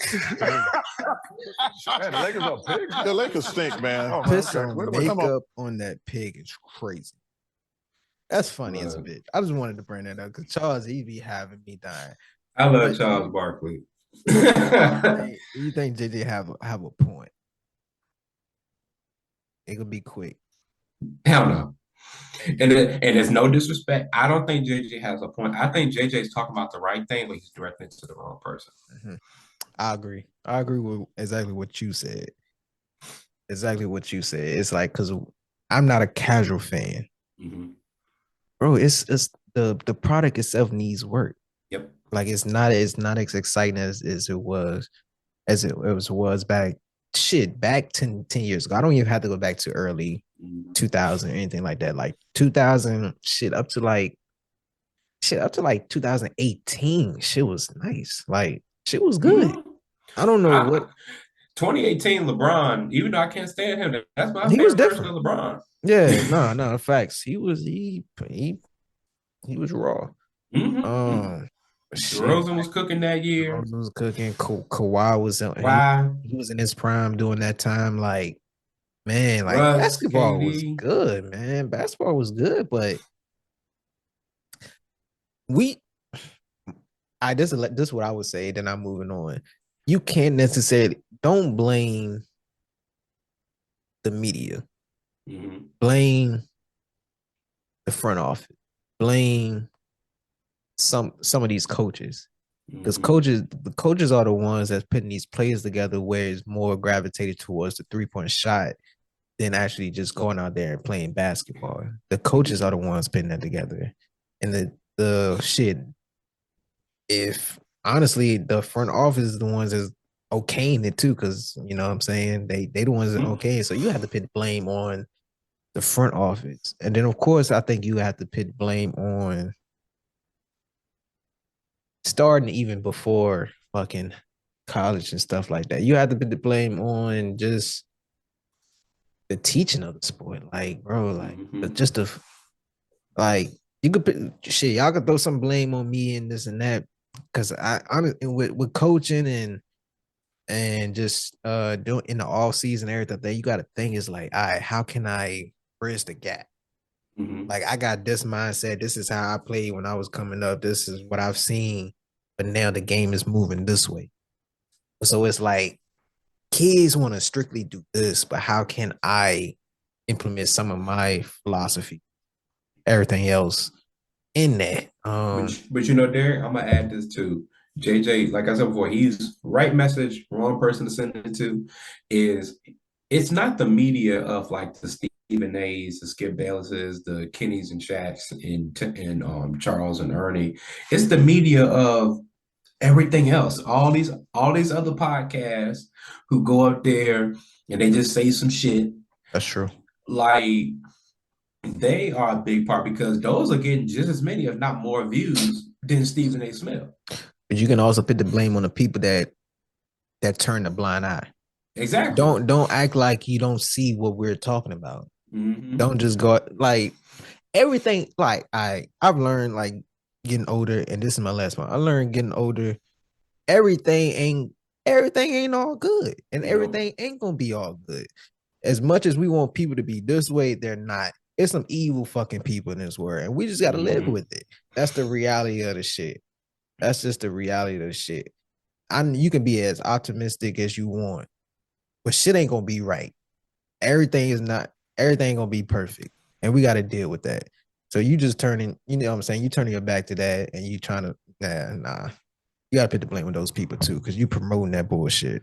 Exactly. It's you promoting the lack of quality of the game. And then when it's like the Hawks and the Jazz game was very entertaining. But it was a lot of real basketball. But the only thing that got talked about was Trae Young making the buzzer beater. That's it. But if you actually watch that game, it wasn't a bad game to watch. It was one of those games where I bet you there was 50 people there who said fuck it and bought the ticket. They just like basketball. But you won't have a lot of those people at a Laker game.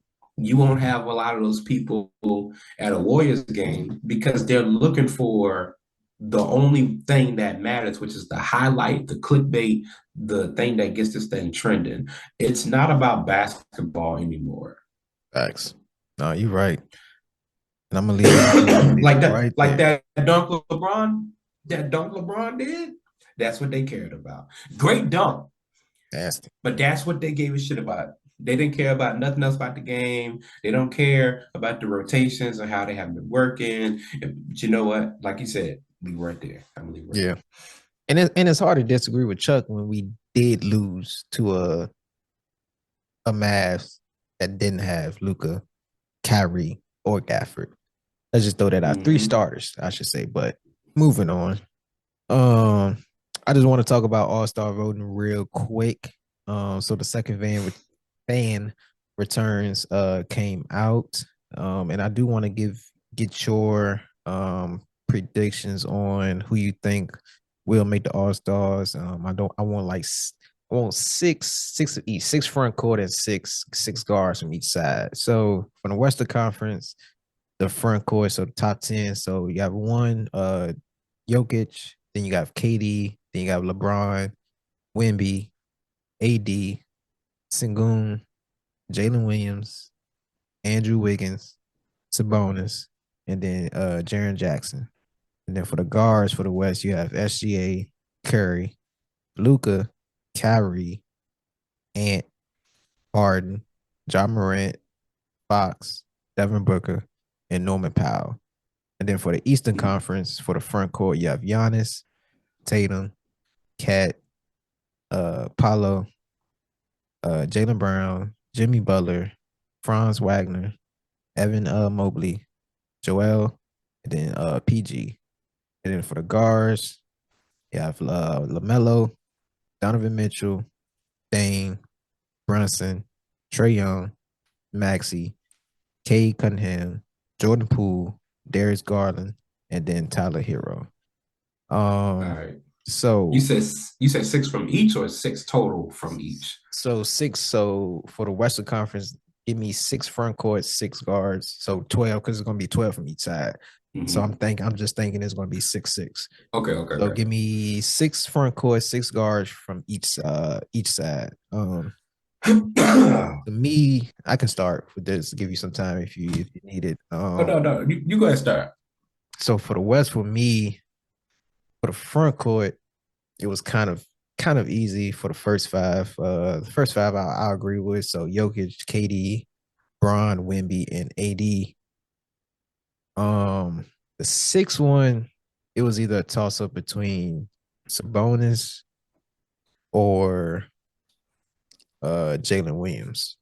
But I went with Jalen Williams because OKC is they're just playing well, and he's improved from last season. So I'll give him the nod for that one. So my 6th one for that would be Jalen Williams. And then for the guards, I got SGA, Steph, Ant, Harden, Fox. And then I want to, even though he will be in it, but most likely it'll be a replacement. I didn't pick Luka only because he was hurt.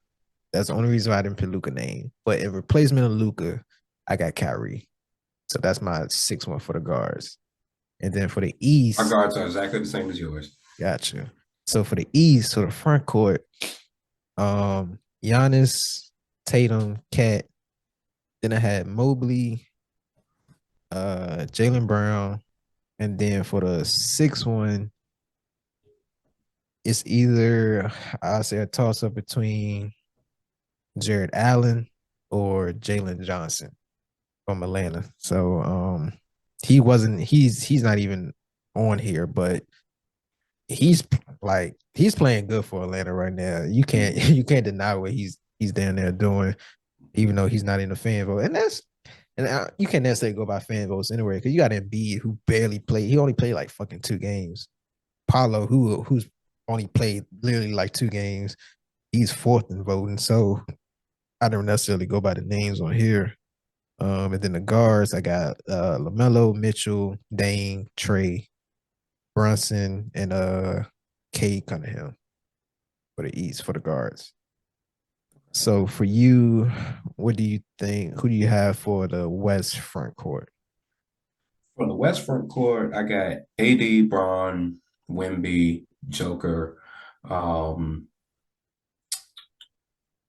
Jackson, and I'm going with Sengun. No KD? Actually, no. Damn. Not this year. I just don't think. I think play KD enough, or what it is? What is it? Actually, no, I'm not gonna say Sengun. Did you see his impact? I see his impact. Okay. KD. No, not AD, Bron, Wemby, Joker, Jaren Jackson Jr. And for that 6 spot, okay, it's between KD and actually Sabonis. It's between KD and Sabonis. Gotcha. You said the same for the West guards. East front court. Who you got?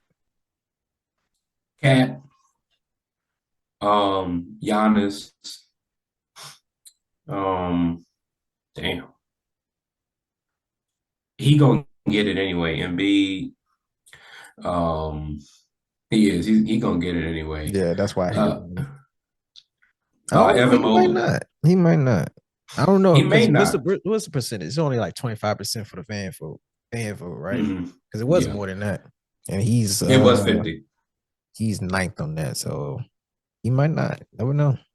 Okay, so still them two. Oh, Giannis, Cat, Tatum, Embiid, Evan Mobley, and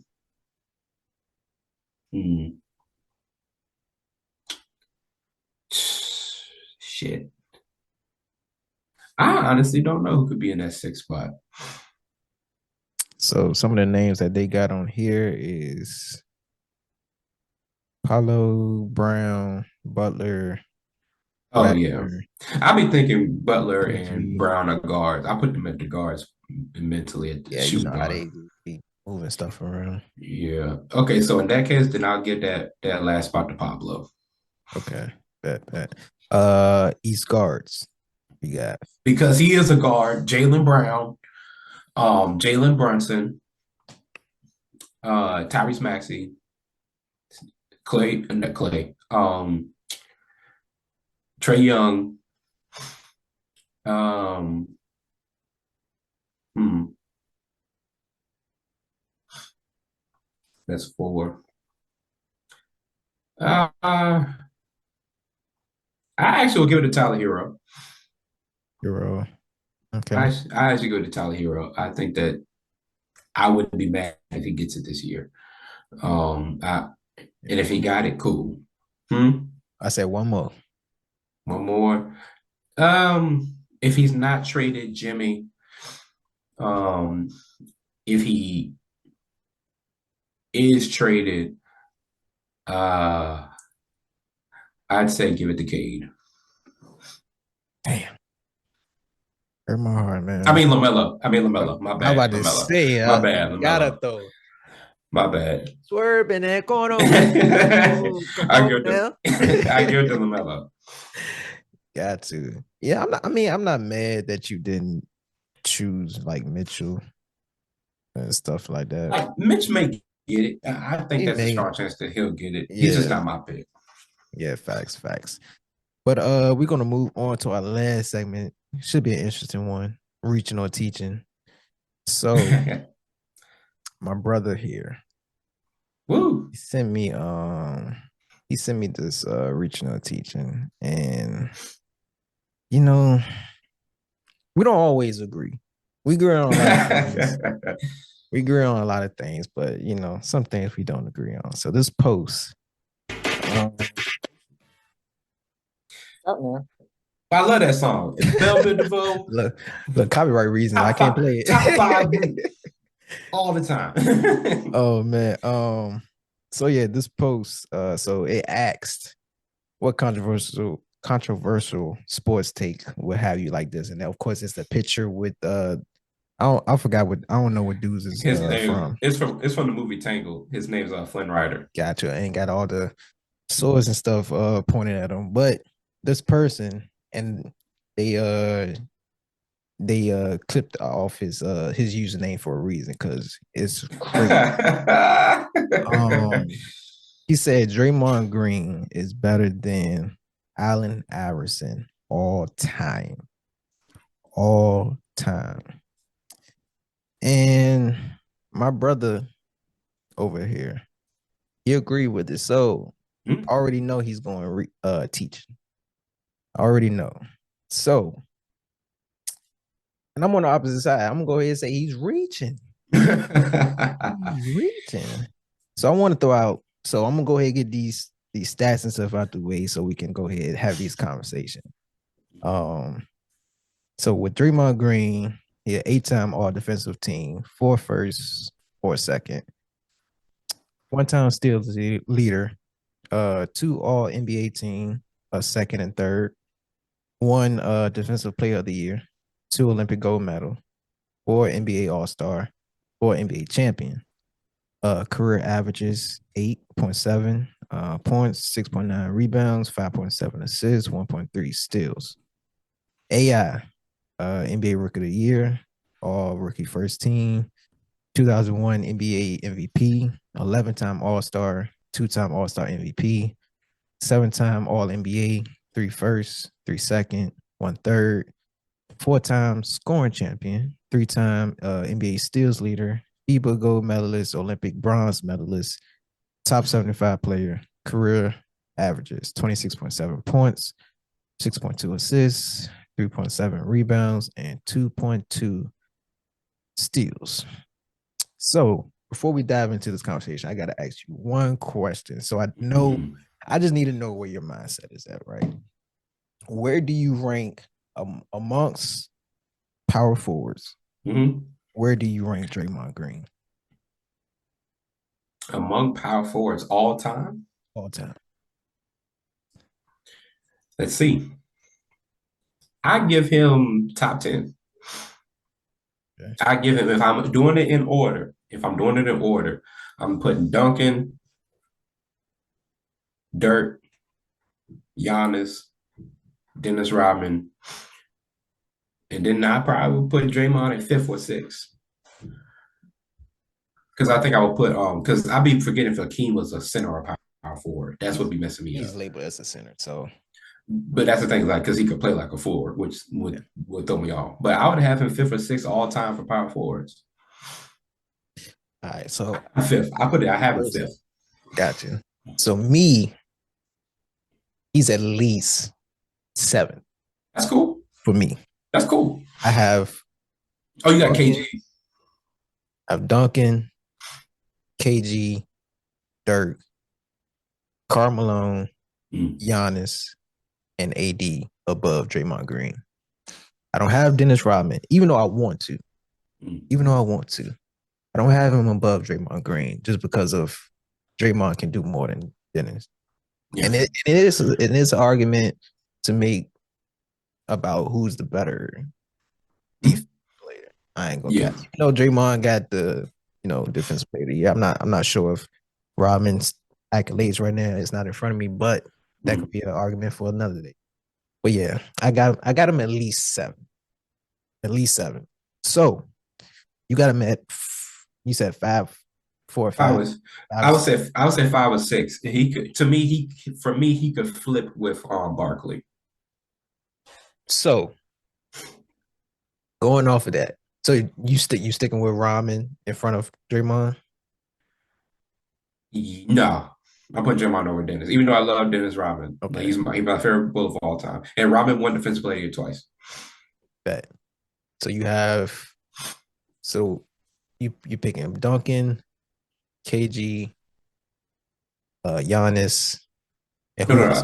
Duncan, Giannis. No, Duncan, Dirk, Giannis, KG. You're just leaving those 4 in front of Draymond. Yeah. All right. Draymond. Out of those 4, those first 4, how many are all of those people above? You rank all of those people above AI? All 4 of those people above AI? I would, yeah. I would. That's tough. I would. That's tough. I can't. I don't know. I can't see it. Like, out of my list, I got Draymond at least 7. But I think that's valid though. That's fair. The ones above him, the only people that make a good argument to rank. And we know that when we talk about ranking, it's different from who's better and this and that. Ranking is way different. Ranking is just how great you are, and the impact that you made within the game. Blah blah blah. So Duncan, well, confidently, I should say. Yes, it's number 1. Duncan is above AI, of course. At this point, Giannis is above AI. Yeah.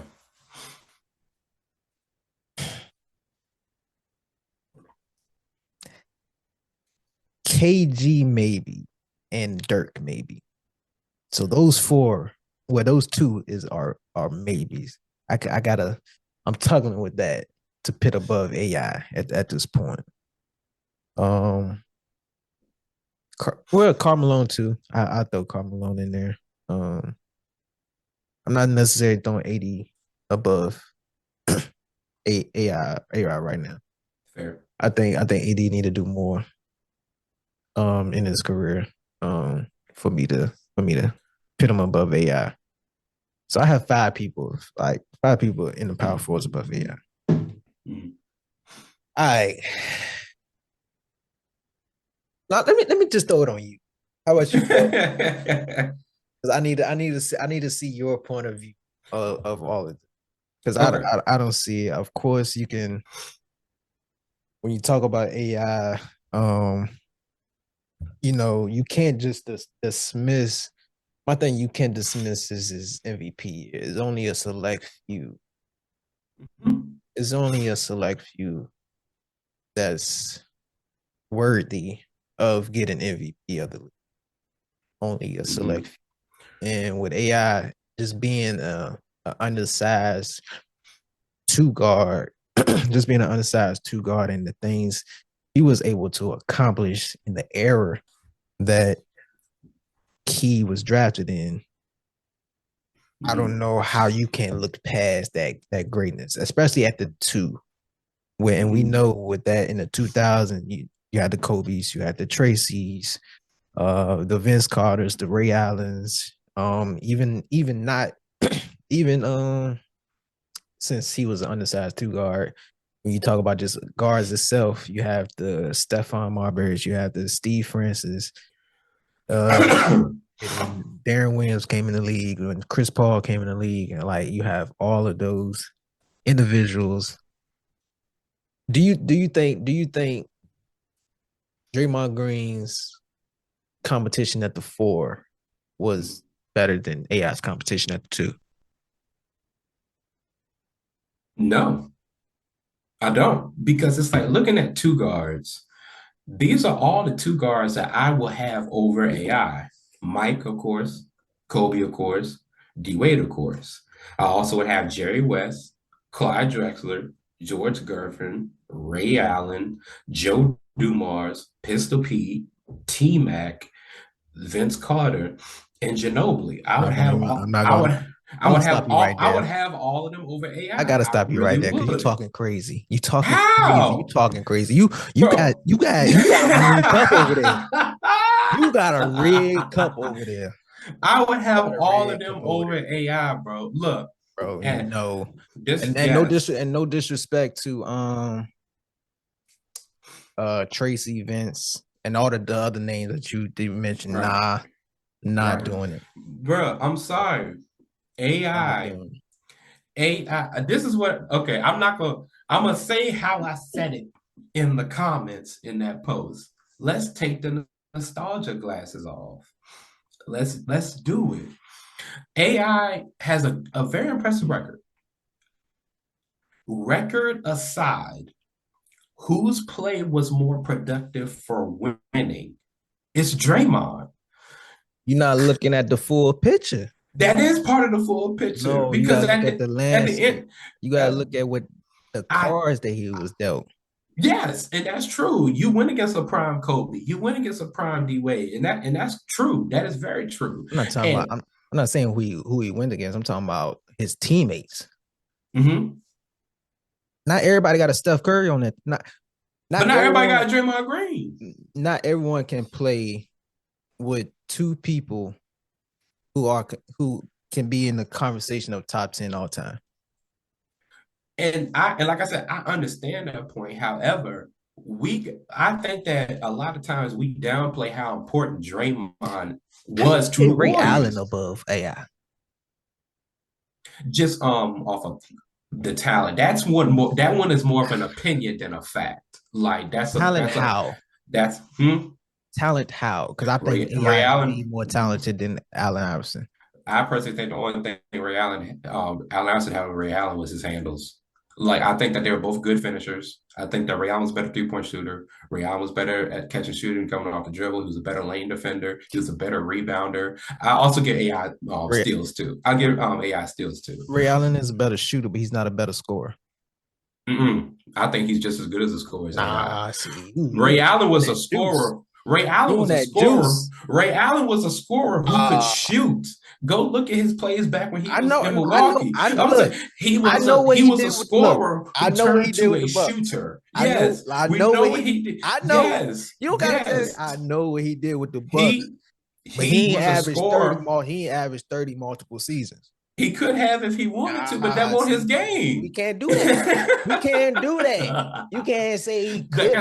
Like I said, that one is a personal preference. But if I think that's in one of those situations where, okay, I wouldn't down. And I ain't throwing, and no disrespect, I ain't throwing none of them old niggas above him.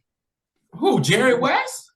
He could Come on. we could have an argument with Jerry West. Jerry West. We could have Come an on argument now. with Jerry West, but I'm not putting no Jules Gervin above. I'm not Iceman? putting Clyde. I'm not putting Clyde up. No, I'm not. I'm putting Clyde Drexler over Allen Iverson. Yes, I am. I am. Clyde had to team up with his college roommate to go get himself one. Clyde had to go back. Cool. College had to go back. He had to go back to Houston for the number with Hakeem over there, the monster of Hakeem, to get him one. Yeah, that's cool. But it's also, but this is my thing, is I say the nostalgia glasses is because Allen Iverson is that person a lot of people are emotionally connected to, you know, from the swag, from crossing over to his demeanor, you know, like he embraced Philadelphia, you know, all of Virginia love him too. Like he's got those quotable moments of, you know, like practice, what about practice? But it's like, whose play produced winning at the end of the day? It was Draymond. That's not fair for you to say either, bro. But that is fair because I'm saying it's not fair for you to say it's just nostalgia. It's not okay. It's not just nostalgia. I understand. I agree with that. It's not just nostalgia. It's only, yes, he has probably like the biggest impact when you talk about these two, but you have to be great. You have to be great, shooting 29% from three, jacking up that many. I don't give a fuck about the three. We know three ball wasn't back in the day. We know the three ball wasn't. We know. You're right. So I'm not even doing that. You're right.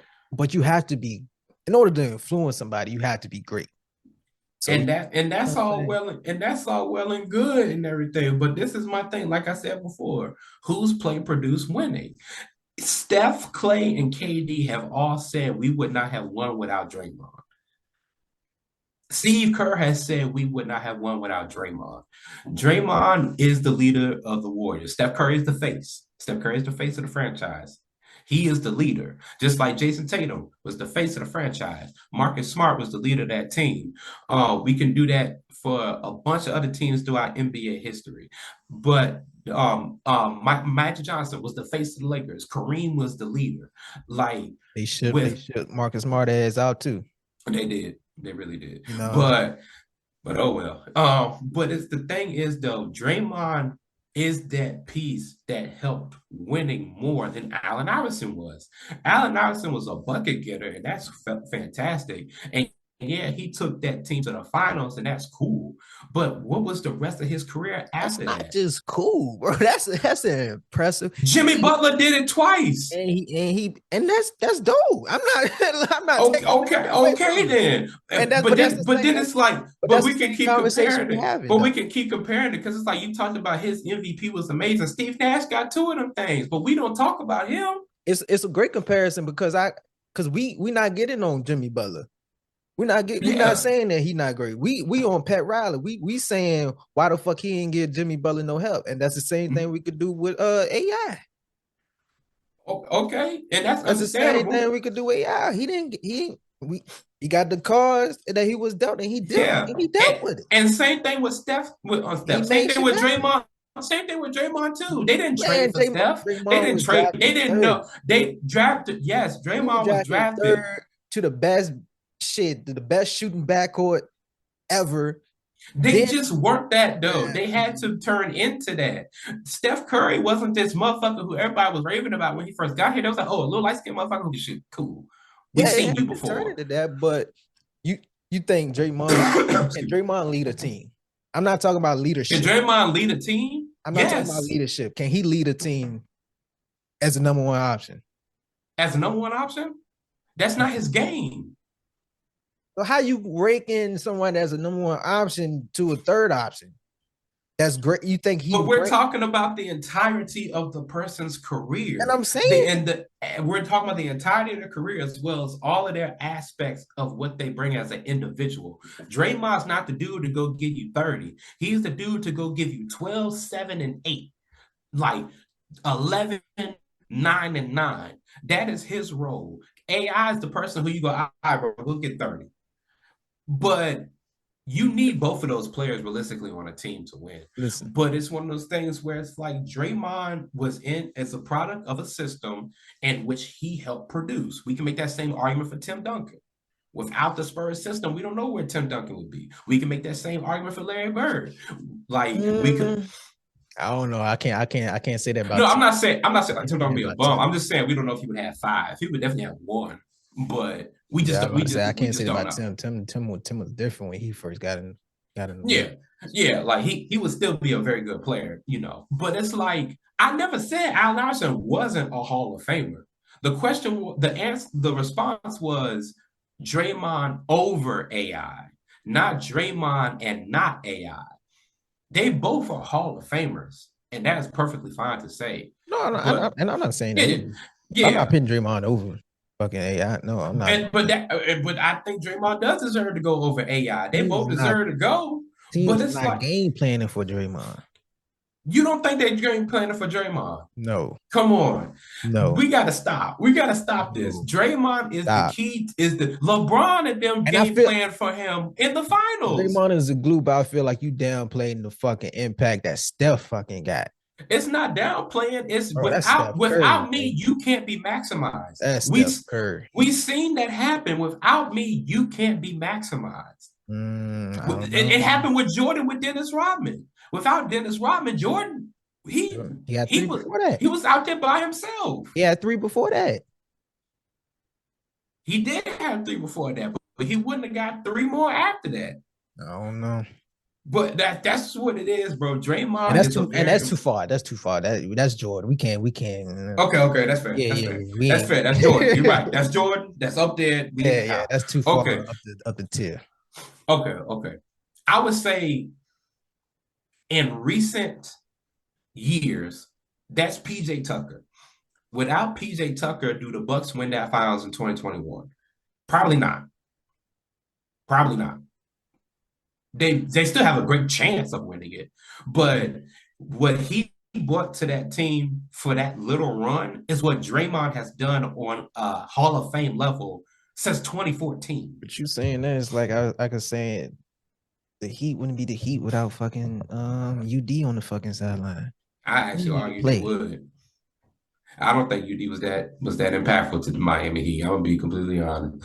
I think he was a locker room guy. He was the dude who showed them work hard. But when it came to winning them chips with Bron, D Wade, and Bosh, and the rest of everybody on the team, I think without UD they would have been fine. That could have been Roy Hibbert, and they would have been fine.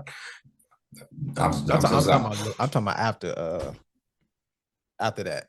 Oh, after that? Okay. But it's like I said before, they don't even win in 2022 without Draymond. Yeah, Wiggins had a good year that year too.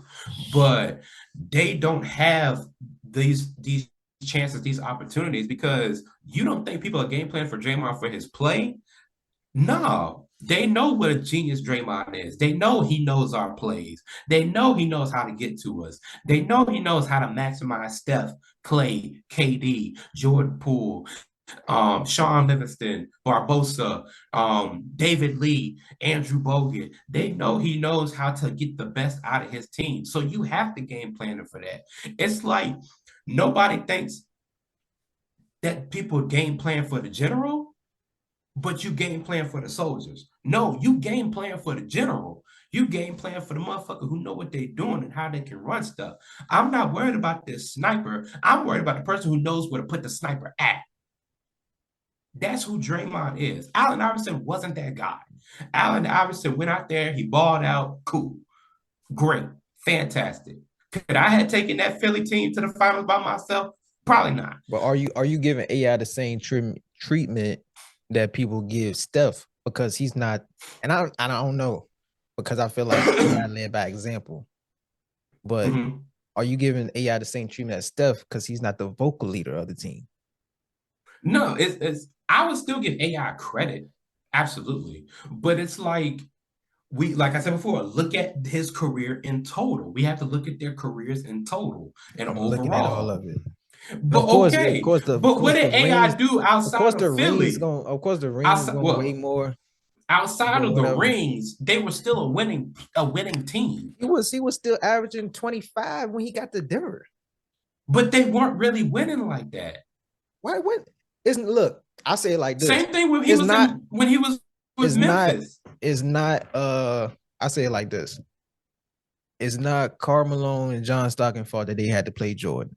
It's not Charles Barkley fault that they had to play Jordan. It's not who else? Clyde fault that he had to play Jordan. Sean Kemp and Gary Payton. It's not their fault they had to play Jordan. It's not AI fault that he had to play fucking Shaq and Kobe in the finals. No one beat Shaq and Kobe besides the Pistons. Later on, well, shit, it was always either in the Western Conference, it was always either the Lakers or the Spurs. Two individuals that are greater than you. It's not his fault. Yeah, it's not his fault. And that's not his fault. But like you said, playing the cards he dealt, he played the cards he was dealt, and he did good, but he didn't do better than Draymond. And then when you listen to Melo talk a little bit, you listen to Kenyon Martin talk a little bit, they talk about the internal issues they had with the coach and everything like that. And then you talk about AI. He had issues before he got in the league. Before I think the league didn't like AI too. It's a lot of stuff. It's a lot of politics that go on. That that's you true. know what I'm saying. That same thing for Draymond Green. Draymond can fart and he's suspended. Well, Draymond brought that shit on AI. Well, yeah, we can say that, but AI also did it too. AI don't got the best attitude. We act like he was a standing citizen. No, he was the best man. Nigga, fuck you. The thing is, AI always produced on the court. And Draymond didn't? Not always. Not recently. Not in the last 5. He don't always. Draymond don't always give his all on the court. Yes, he does. Yes, he does. I say that Draymond does. I think the antics is what gets in the way of that, and that is of his own fault. I will definitely agree with that. That's on him. You can say and it's you can say it's hard to say. Let me look up how many years AI was in the playoffs. I think it was 8 of them, 8 or 7. Because it's hard to say because people have different roles. You know what I'm saying? Yeah, people have different roles, but it's hard to say AI didn't have the impact for his team for winning with his team than Draymond. You know what I'm saying? Like I can't agree with that, especially when you have Steph Curry on your team. I can't. And Draymond is great. Draymond deserves to be first ballot Hall of Fame. So I'm not dissing Draymond. But when you have fucking Steph Curry on your team, you have Clay on your team, it opens up opportunities for you. It helps you display your skills even better. And then you add Kevin Durant to your team. Nigga, you live in a dream. You are living the dream. And like I said, I get that, but we keep using that as a knock against Draymond when they have all said without Draymond, we wouldn't have won. So who is more important? Like I said before, you can have the best soldiers in history, but if you don't have the right person to lead them and to strategize, you're fucked. But you can say that for an individual to help motivate you to play your game. Yes, that's very important. But it's when it's actually producing on the court. Nah. But that's Draymond though. Is Draymond setting that screen got me that 3 I needed to get going because he ran the play. Draymond getting that steal that led to that fast break bucket got us the momentum to come back in the third quarter when we down 15. We all know AI did not do all of that all the time like Draymond. He didn't. A 3-time steal leader. I'm talking about those moments. Like, yes, he did lead the league in steals. So did Chris Paul. He led the league in steals 4 times. We ain't talking about that motherfucker the way we talk about AI. Well, I got Chris. I got Chris over AI in terms of guard. Well, no, shooting guard, point guard. Never mind. That's two different. Yeah. But even then, too, we're talking about a power forward and a shooting guard. 2 different roles on the team. a facilitating power forward versus a scoring shooting guard. Two different roles on a team. I think a more fair comparison is Rodman and Draymond. And Yeah, for for sure. AI, I want to say a fair comparison for him would be T-Mac or Vince Carter. And it's honestly, it's no comparison between the two. Yeah. We just where they rank. Yeah, like I've heard people say they have Harden over AI all the time. Yeah, in Hall of Fame. And I don't mind that either. I don't mind that either. But you saying I'm indifferent about that one. You saying that is like you saying AI shouldn't be in top 75. I didn't say that. He's a top 75 player. He earned it. You pick Vince over him. You pick Tracy over him. Granted, they should be in the top 75. Yes. And so should Jerry West, which he is. God rest his soul. And that's another thing too. When we had this conversation, ain't nobody was politicking for Draymond to be in there. Was no one was politicking for Draymond to be in top 75. We was more talking about Clay having the jersey number 77 because he was mad that he wasn't in the top 75. But no one politicking for Draymond to say he was snubbed. It was more Dwight Howard. Mm-hmm. It was more Kyrie Irving. Yeah. Of course, we got Vince, Trace, whatever. It was more of those players right there. But those type of guys like a Draymond, they not gonna probably get it until it's like the 100th anniversary because it's like, where's Kenyon Martin at in there? He ain't in there. Where's Ben Wallace at? He ain't in there. Where's Sheed at? That whole 04 Pistons team aren't 75 players. And I'm fine with that. I'm not. I'm fine with that. Ben Wallace and Chauncey Billups should be. Ben Wallace, maybe. Chauncey, maybe. Ben Wallace, he should be. Chauncey should be. I'm not. Rip Hamilton, I can see why he's not. I can see why he's not. Rashad, she should be in there. But it's like guys like that, the league are not tolerable of. Versus, AI may told a ref, fuck you, which he has. AI has been, giving the business back, which he has. But Draymond challenges the authority. Man, he challenges the people at the top. AI didn't challenge all the time. He was like, all right, fuck the ref, I'm going home. Draymond's not fuck the ref, fuck the commissioner, fuck the chief disciplinary action, fuck Adam Silver, and let me tell you why you fucked up. That's why he gets more harsher treatment than the AI would. Ain't nobody changing rules. No, I'm just saying. I'm just saying. I'm saying ain't nobody changing rules with Draymond. Mm-hmm. What rule was changed for AI? Other than motherfuckers started wearing street clothes. You couldn't do the bro. They banned that. They took that out the league. I've seen Kyrie and Jordan Poole do it multiple times the past few years. What you mean they took it out the league? They took it out the league. I don't believe that. Go back and watch. I personally think a lot of people just weren't doing it. I don't think they took it out the league. I'm being serious. I've been seeing people get crossed up ever since I've been watching basketball. And that's been when AI's been in the league. They took that shit out. Now, I'm not saying but that comes back with politics. Yeah, it does. That comes back with politics. They was always calling AI was doing motherfuckers dirty. They started calling that shit carry every single time. That's true.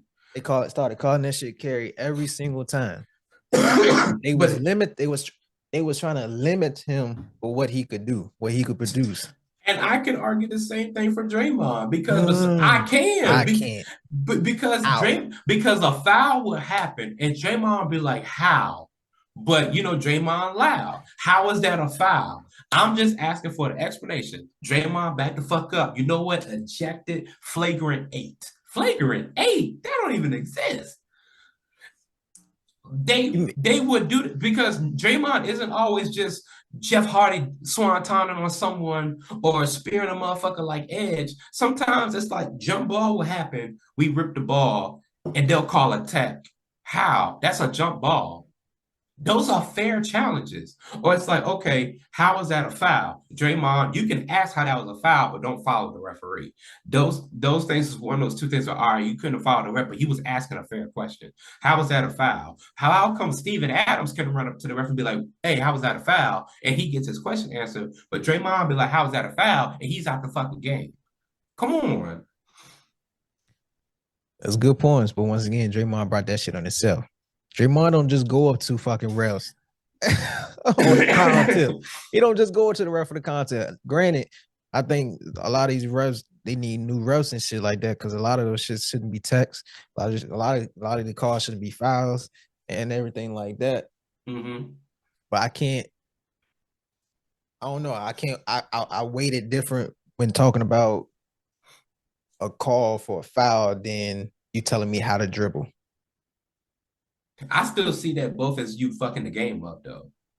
I see that both as you still fucking the game up because you tell me how to dribble just as much as you affecting the game by calling it a tech when there won't no tech. Were you fucking my player for the whole game instead of fucking the player for that moment? And that's why I feel like it's a difference. But I feel like it's the same because it's like Draymond's the facilitator. He's getting everybody going. We on a run. We went down from 15 to 3.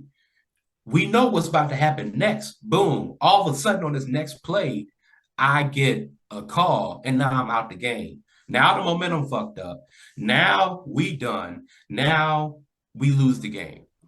When we could have had a 3 on that possession to tie it or cut into the lead with 2. But because I looked at you the wrong way or I was talking and you thought I was talking to you, now you slap me with a tech and you know that makes me upset. So now I'm asking how it's a tech. Tech again, out the game, Draymond.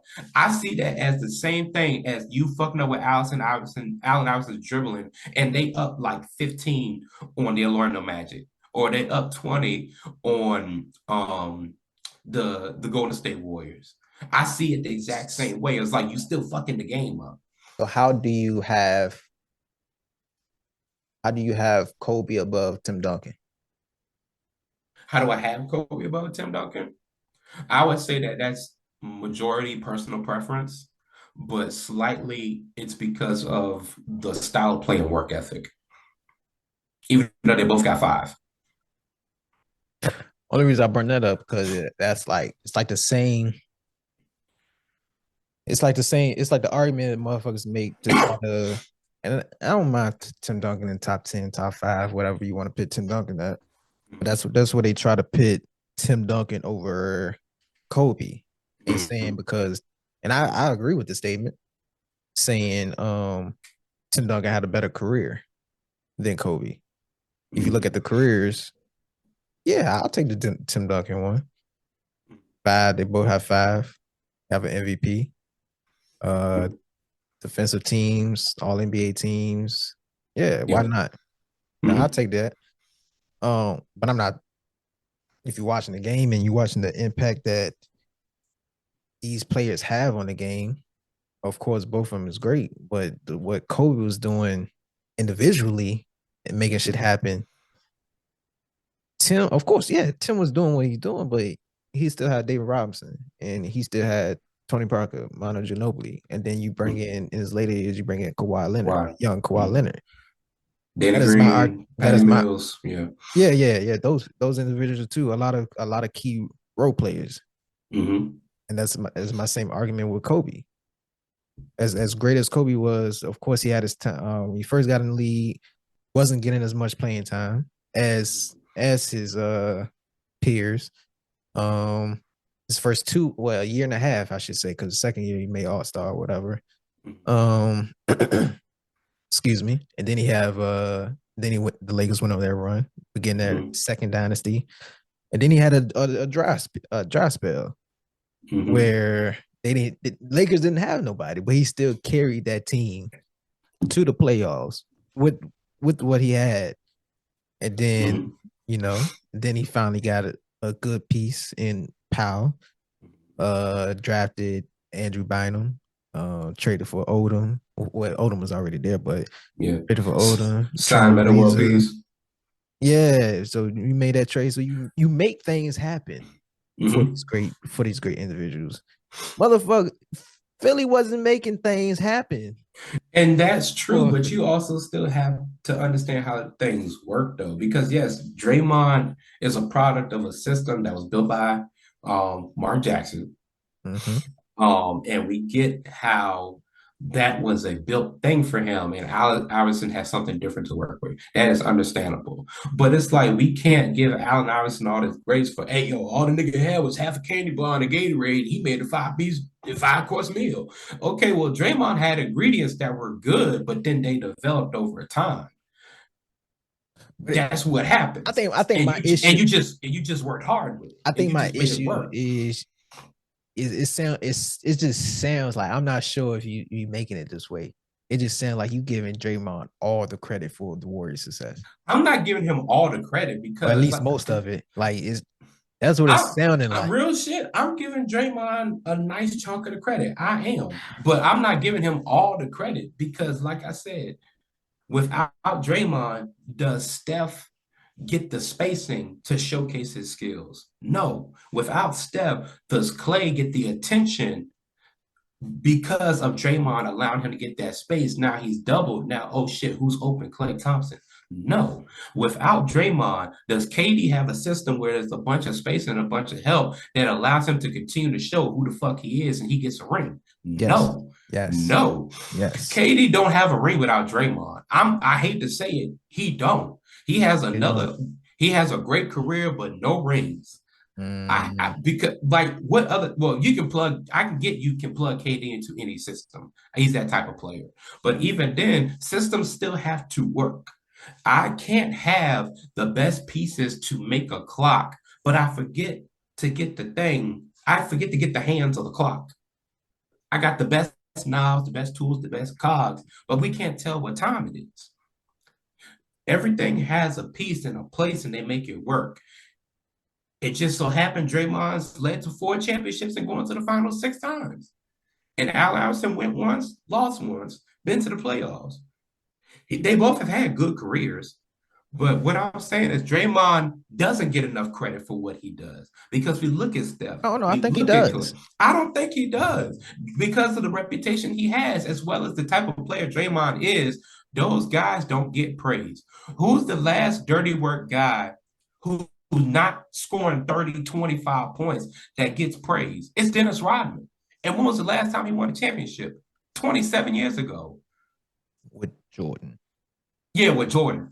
But even then, no one's giving that same praise to Jason Terry and Jason Kidd when the Mavs won in 2011. No one's giving that same praise to PJ Tucker in 2021 when the Bucks won.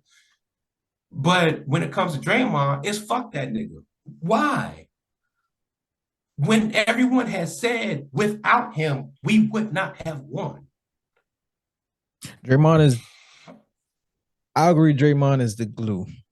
You need people like Draymond on your team to keep the team together, keep the team afloat mentally and everything like that. However, let me say this first. What Draymond can do on the floor, especially on the defensive end, is special. Yes. He could play 1 through 5.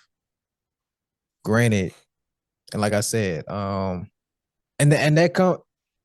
being physically gifted has its perks. Mm-hmm. Not everyone has the physical attribute to be able to do what they do. But you heard Kobe. Mm-hmm. Kobe said that AI was 6'6". Be the best player ever. Mm-hmm. Niggas lucky that AI wasn't 6'6". They said the same thing about Kyrie. He wasn't. Niggas still think he's the best hooper. Mm-hmm. I ain't gonna say up there, but it just he's special with the ball. But like with AI, my thing is, well, let me get back to Draymond. Draymond is special. What he could do on the floor is special. Defensive end is special. However, the greatness that he had on his, you can't ignore it. You can't ignore it. That's true. But we also saw Kobe, Dwight Howard, and Steve Nash on the same team, and it didn't fucking work. We also saw Gary Payton and Carl Nash wasn't Steve Nash. But you still had prime Dwight Howard. And you seen his play. Yes. But what I'm saying is, but the argument is, you naming people. Happen, things come. But Kobe was still the best player. Yeah, that's Draymond true. ain't never been the best player on the team. But You can throw out the other teammates. Yes, But yes, Draymond that's ain't true. never been the best player on the team. But sometimes the most important player is not the best player. That's fine. That's fine. And that's what I'm saying is Draymond was so important to the Warriors. We don't win a chip without him. We really don't know if we do or not. We don't know if we get Kevin Durant or not. We don't know what the Warriors are without Draymond Green. We don't know what Steph Curry is without Draymond Green. I'm not trying to say but we don't, because is he still going to be recognized as a good shooter? Absolutely. But is he going to be arguably greatest point guard ever? Hell no. Yes. And Draymond's a big part of that. He didn't make Steph Curry. I'm not going to say that. He didn't make Steph Curry a great three-point shooter. Steph Curry made Steph Curry a great three-point shooter. I can't put that on Draymond. I have to put it on the system. But Draymond is a system. Yes, but Draymond is a big part of that system. He was a big part of the system. He still is, even though they're not playing the best right now. He still is. But it's like, I think anyone can make an argument without championships, right? Mm-hmm. We're not talking about championships. I'm not talking about championships neither. No, I'm saying just talking about winning, not even winning titles, just winning. There's an argument. Anyone can say, I believe anyone can make the argument that Draymond off the Warriors, let's just say during that time, the 15 through, let's say 14 through 22 is the last time that they won the championship. You think Warriors will go farther without Draymond than without Curry?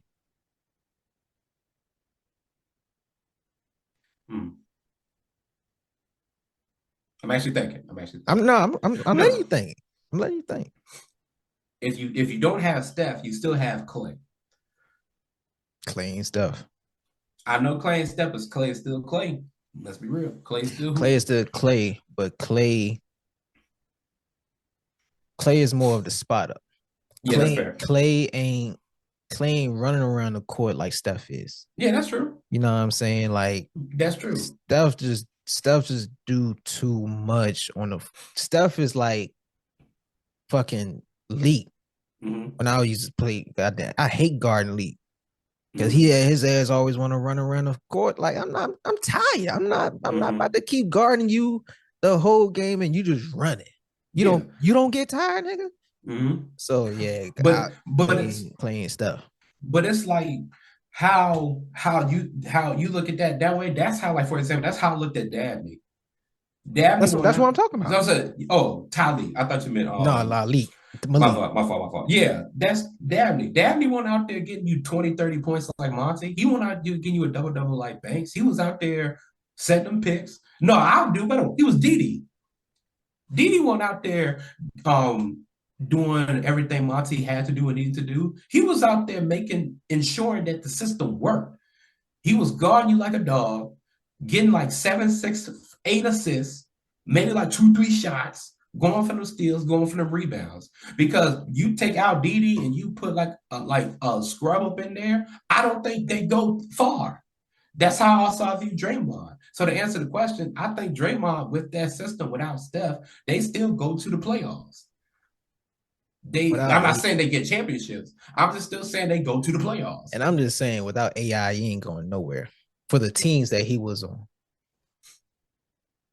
That's my argument. With AI, you wasn't going anywhere. I think the Nuggets would have still been fine, and the Grizzlies would have still been fine. Philly, nah. Philly, yeah. So, okay, but that's talk. So Philly, because I think AI was there for the first 9 seasons or whatever. With Philly right there, he wasn't doing nothing. AI, that was all AI.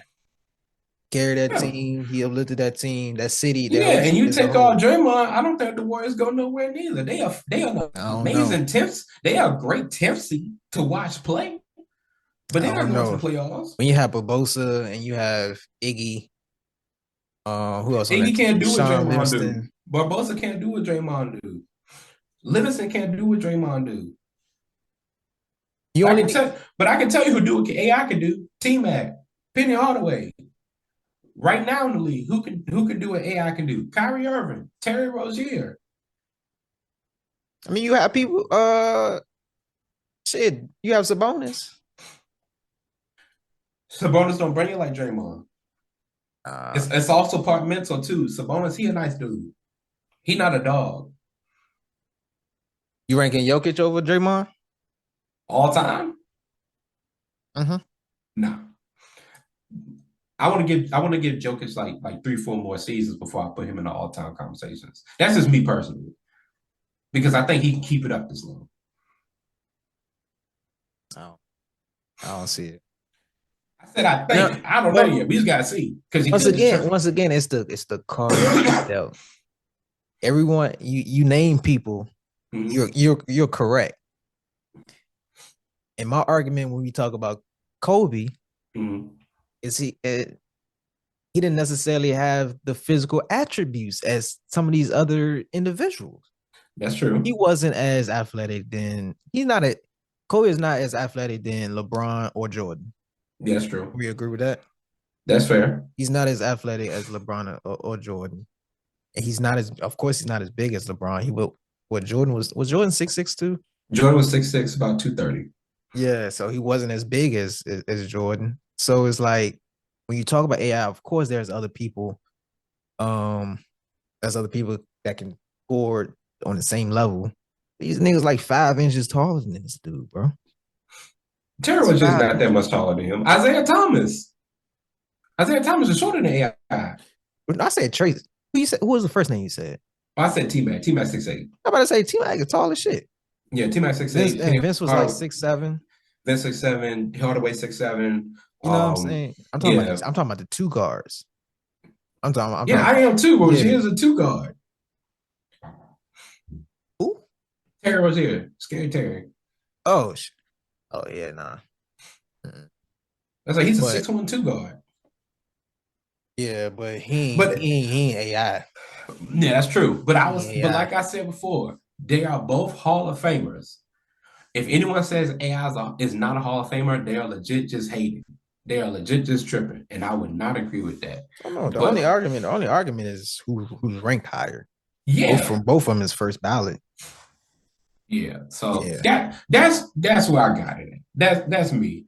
But both have amazing careers. Both when it's all said and done for Draymond, he is a Hall of Famer. Allen Iverson is a Hall of Famer. I just got Draymond over AI, but I would never say that AI is never deserving of this thing because I think that's how some people take it.